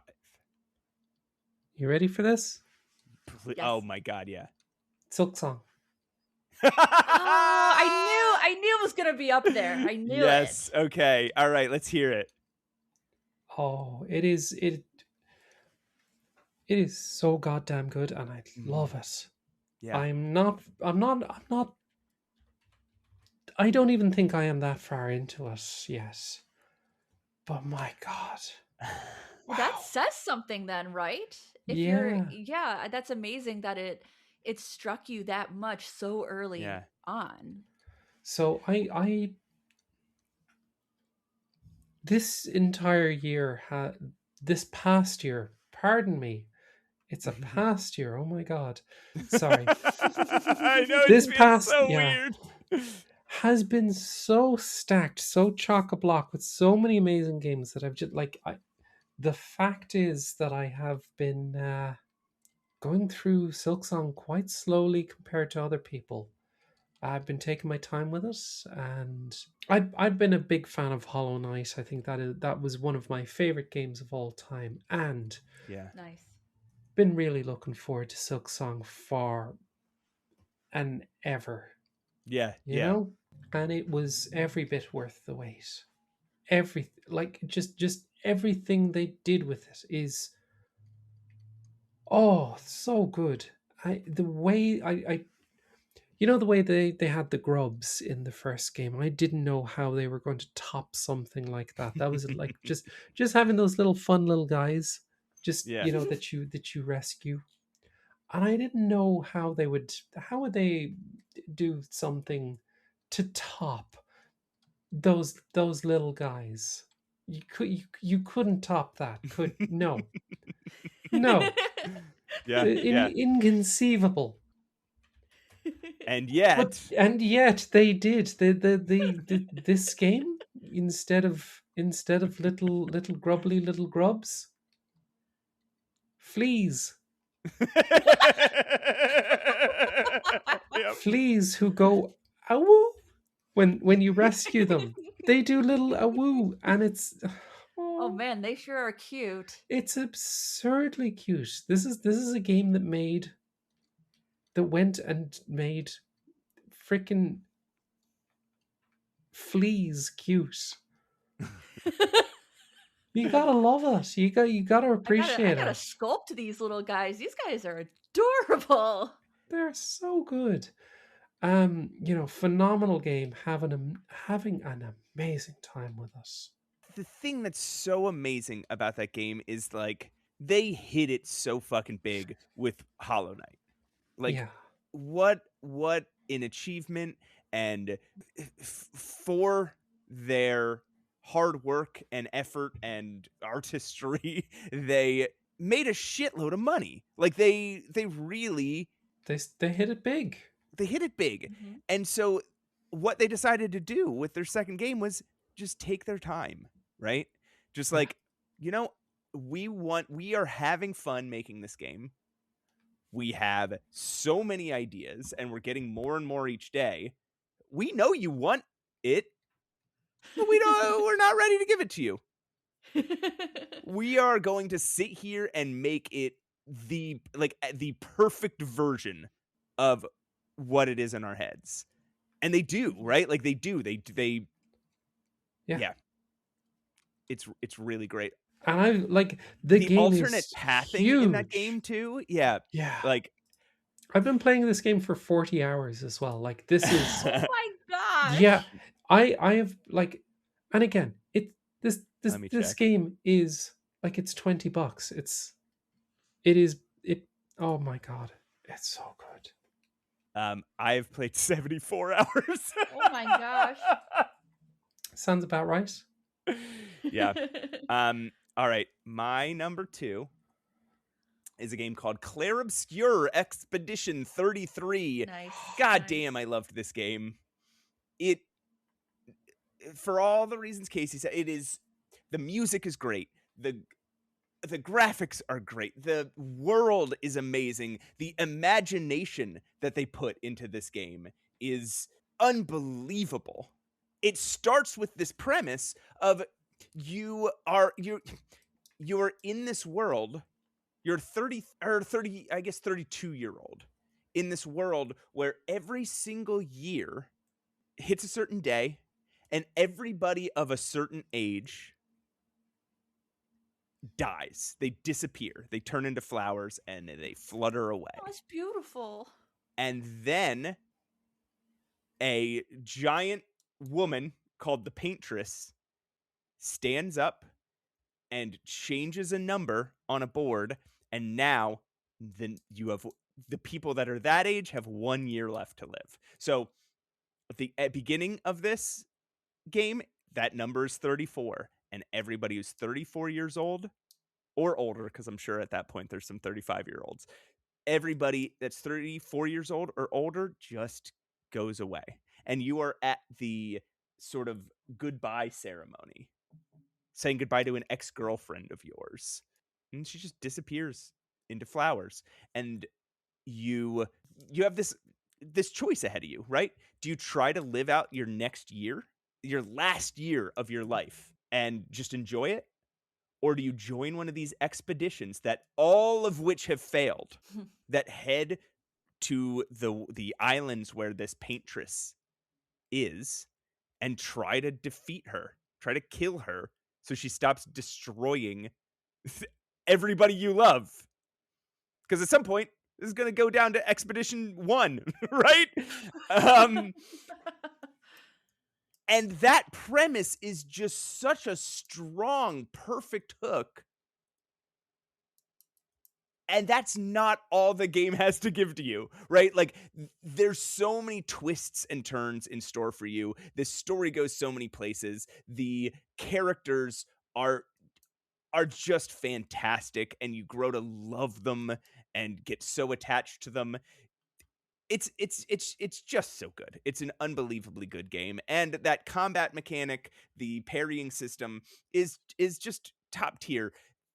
I think this game deserves all the accolades Nice. it's getting, and I loved Clair Obscure. It is a French JRPG, and it's not as long as your standard JRPG. It's I think like 30 hours. So I like it's that. doable. I disagree. There's a lot there is a lot of like side content in it that you could spend a good 60 hours in it easy. 60 hours. Okay, let me see. I'm gonna pull up my game and see how long I spent in it, because I 100%ed this game. Yeah, I spent like 65 hours into it. Oh, wow. Okay. Maybe it's a little. But then maybe, again, maybe I spent a little longer than I thought. Yeah, I I'll find take out. my time with some games sometimes. So, time played. It says 4 days. That can't be true. What?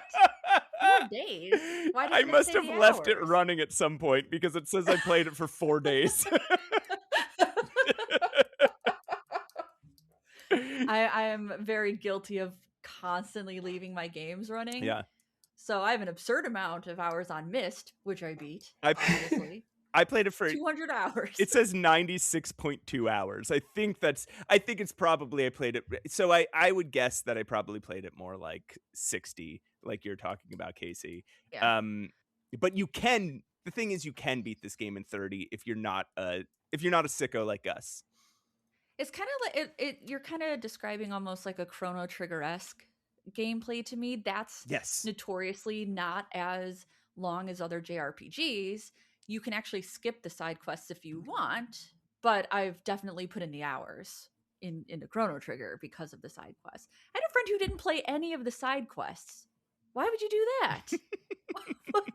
Why would you not do the side quests? The side quests in this game are also incredible. The boss fights are incredible. And you can customize your character so much that by the end of this game, and I maybe robbed myself of the fun a little bit, by the end of this game, I was one-hitting like all the final bosses of the game. Yeah, you can very easily do that. Yeah. All right. Also, there are Yes. alternate costumes that you can get for the characters. You can put them all in bathing suits. I don't want to go on an expedition in a bikini. So one of the things that I absolutely adore about it is you Yeah. get the French baguette costumes. Yes. That are just brilliant. It's so funny. There's these mimes. That's how you get you beat up a Exactly. mime to get the French the silly French costume. It's There's these kind of like slightly hidden mimes all across the game, and if you find one and you fight them, they're kind of hard to fight, at least at first.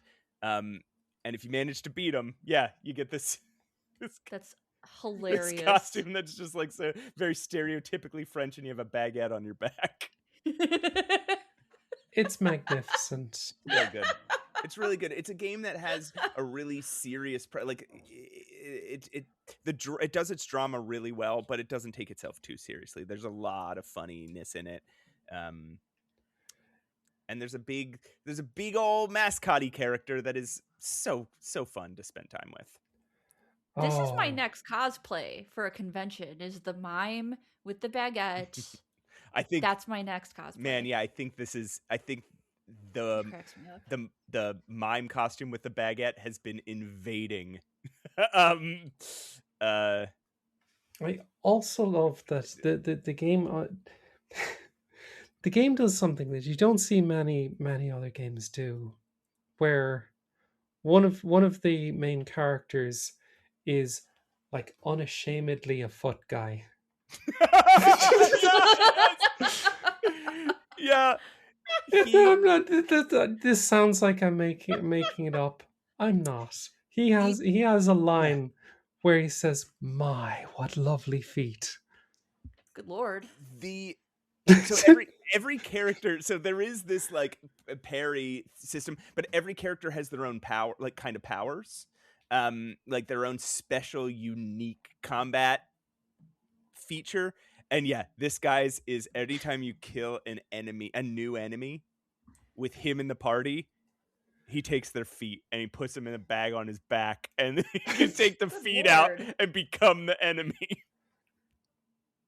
Man, the gestuals are the funniest thing in a video game that I've seen all year. Fuck it, this game rules. That's why it's my number 2. It's Claire Obscure This is not Expedition your number 1. I'm so 33. I already know what your You number know one what is. my number That's 1 why. is. Yeah, that's why. There was no contest. All right, now we're going to get into it.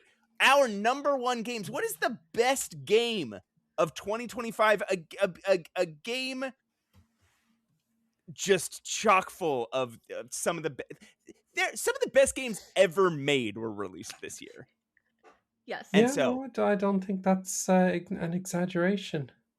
Yeah. Casey, Explosion, what is for you the best game of 2025? Okay. You have to commit to it. Are you prepared? Are you sitting comfortably? My loins are girded. Ew. Okay. Yeah, I wasn't expecting that, but okay, fair enough. I'm putting on a helmet. All right, it's on. I'm ready. Look outside. If you've not heard of this game, Okay. it's incredible. Look It out. is Yes. it is a little game that just kind of came out of nowhere. Somebody on my in my social media recommended it to me. Like, I saw it, it looked cool. It looked Yeah. very up my alley. But I didn't didn't really think about it until it was pointed out to me, and then it's like this creepy, off-putting monster designs with these really, really amazing pixel art horrors. I actually, this game was recommended to me very recently. I think even this year. Possibly So by me. it might have been. Yeah, It might have been by you. So I do know about it. I obviously didn't play it within the year, so it wouldn't have gotten up fair. there, but it kind of gives me that similar vibe of like experimental horror. And it's like, you're right, it's off-putting, but it's also like not. I also am very intrigued by It it, by does these kind have a of little monstery bit of a kind of designs. creepy cute thing going on as well, but like Yeah. some like and when I mentioned earlier in the discussion, I mentioned Kingdoms of the Dump, that Yeah. the pixel artist who worked on that game also did this is the solo dev of Look Outside, Oh, wow. and did just some of the most exquisite pixel art of the year. And this is a year with many other really, really terrific pixel art games like The Drifter. Mhm. And this game is just, how can I even describe this? Because it's like a survival horror RPG. It's that sort of RPG maker kind of thing. Yeah. And it is shockingly heartfelt. Like, it is this very Lovecraftian grimdark kind of vibe to it. Mm.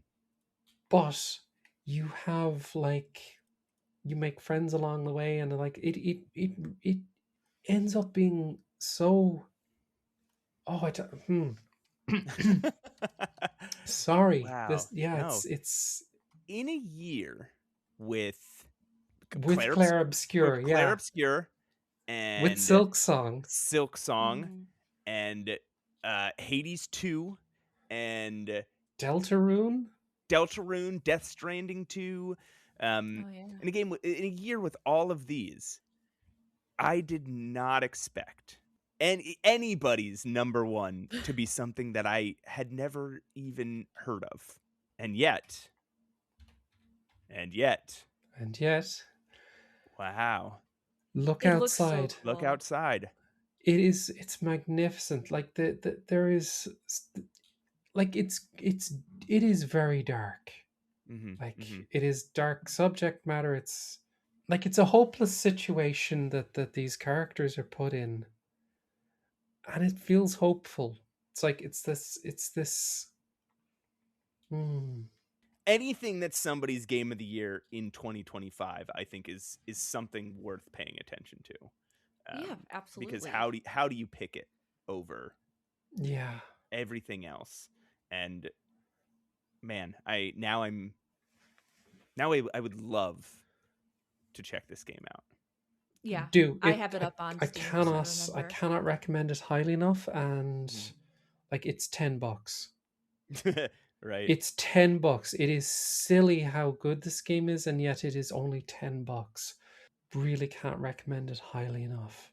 And I'm kind of getting a little tired now because it is nearly 2 a.m. where I am, Yes, yes. and I apologize. I just want to gush about this game. But oh, it's so good.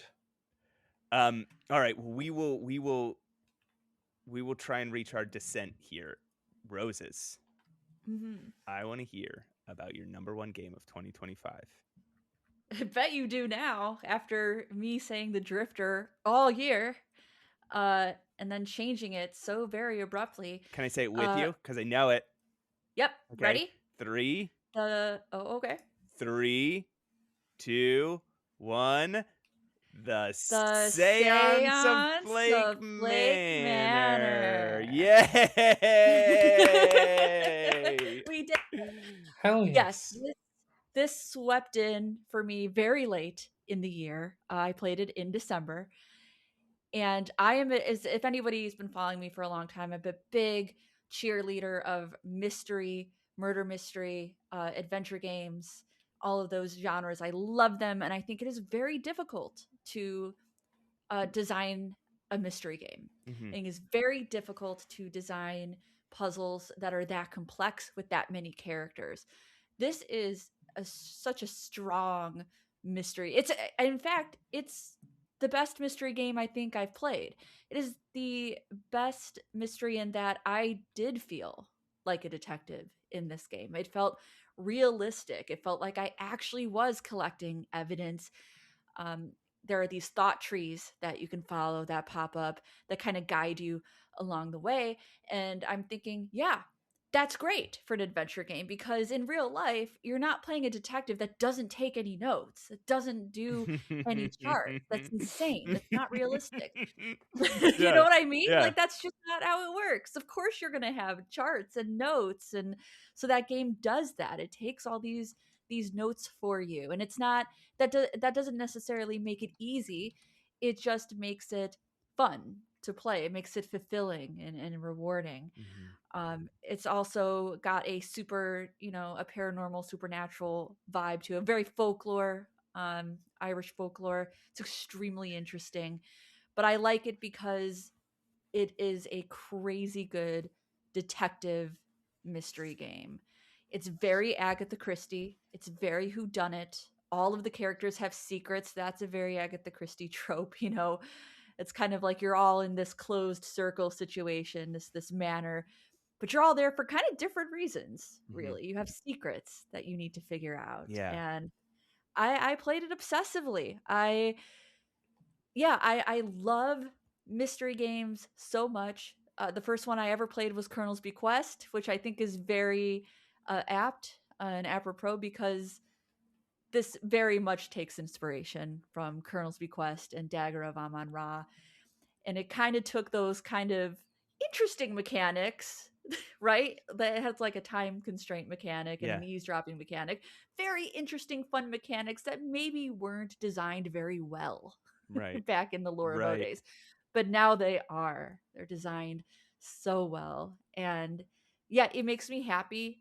I love this game. I can't wait to play it again. Like you guys said, it's definitely a vibe game, but man, I just credit it so hard for designing a mystery game, a detective game, right? That is very difficult to do. And I love it. I love it. I love this game.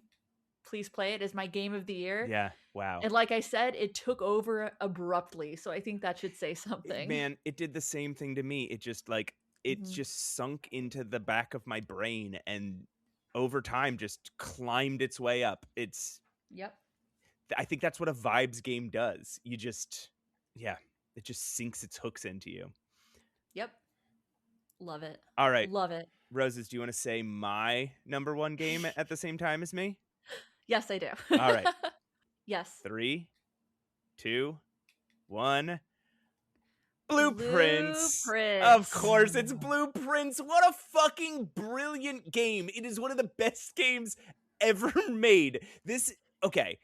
At first, right, it's like this weird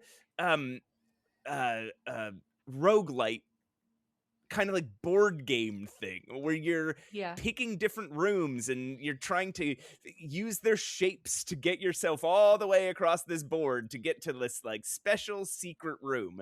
And then as you're exploring, you're like, oh wait, this is full of these like puzzles. This isn't just a roguelike. This is kind of like a puzzle game. This is kind of like a mist like escape room like puzzly game.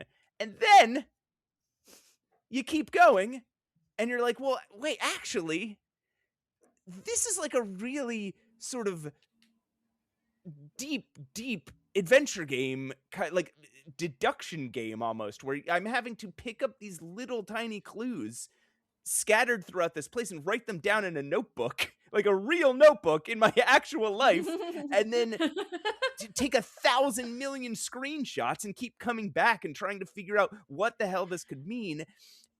And beyond all that, it's like this really layered, complex fantasy story about this this fantasy world and its politics, and even the fact that this mansion shifts its rooms every single night is like part of the narrative. Like there's a reason why it does this, and there's a reason why he's passing it down to you rather than somebody else, and a reason why he's making you go through these like this insane puzzle to try and inherit his mansion.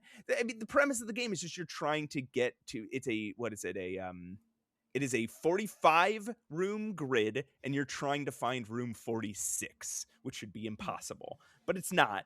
And your goal just consistently shifts. You think you're chasing after just this room, and then you find out, no, you're chasing after like the entire history of this family and this nation.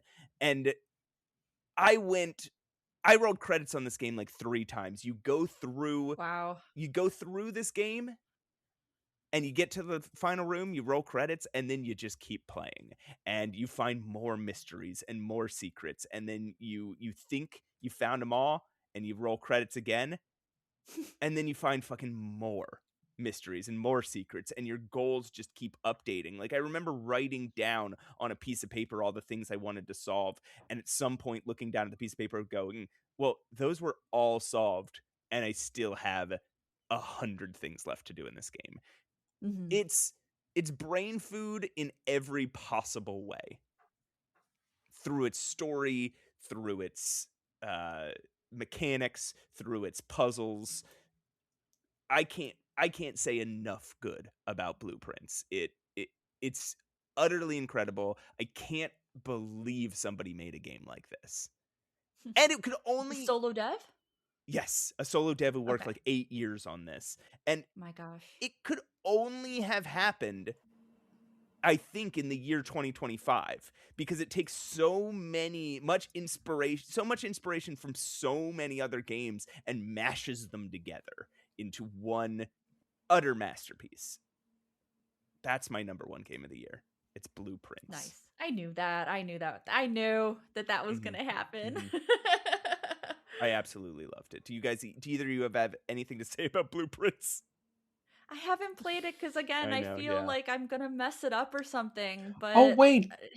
Blueprint. I just got it. Wow. Well, all right. Let's go down our list really quick. Just our top 10s. Casey, just 10 to 1, real fast for people. Look Outside, Silk Song, Tormented Souls 2, Clair Obscur Expedition 33, Promise Mascot, Agency, Absalom, The Drifter, Blueprints, Pipistrello and the Cursed Yo-Yo, and Kingdoms of the Dump. Roses, your top 5. Top 5? Sure. Number 1, Séance of Lake Manor, The Drifter, Old Skies, No, I'm Not a Human, and Duck Detective, the glamping one. And mine, The Ghost of Glamping. Yeah, the Ghost of Glamping. Mine from 1 to 10 are Blueprints, Clair Obscur Expedition 33, The Séance of Lake Manor, The Drifter, Hollow Knight Silk Song, Citizen Sleeper 2 Starward Vector, Strange Antiquities, Rosewater, and Strange Jigsaws. 2 games that start with the word strange. Yeah, that's there's a word for what that is, and I can't think of it right now. Yeah, it has a type. Listen, Casey Explosion, we kept you up so late, and I'm so sorry about that, but thank you so much for coming on and sharing with us all your expertise about video games. Sicko takes. I absolutely love it. You're in good company here with some other sickos. where can people go to see more of you? I have a YouTube channel now, so it's Casey Explosion on YouTube. I started uploading like proper scripted videos. So I've been a Twitch streamer for many years now. Mm-hmm. So you can find me on twitch.tv/Casey Explosion. Been on there for ages. Casey Explosion on Blue Sky, and I have a Steam curator page where I put most of the games that I recommend on there. I haven't updated it too much recently because working on the script for my Game of the Year video, which has taken a while because they're quite a lot. And if you are if you are a PC gamer right now, and what day is this podcast going out? Wednesday, January 14th. Okay, so on Steam right now there is a Steam Detective Fest. And some of the games we were talking about tonight, such as Root Trees Are Dead and Blueprints and Séance of Blake Manor, they are all discounted right now. And The Drifter as well. Really, really good stuff. Case of the Golden Idol, all kinds of really cool things.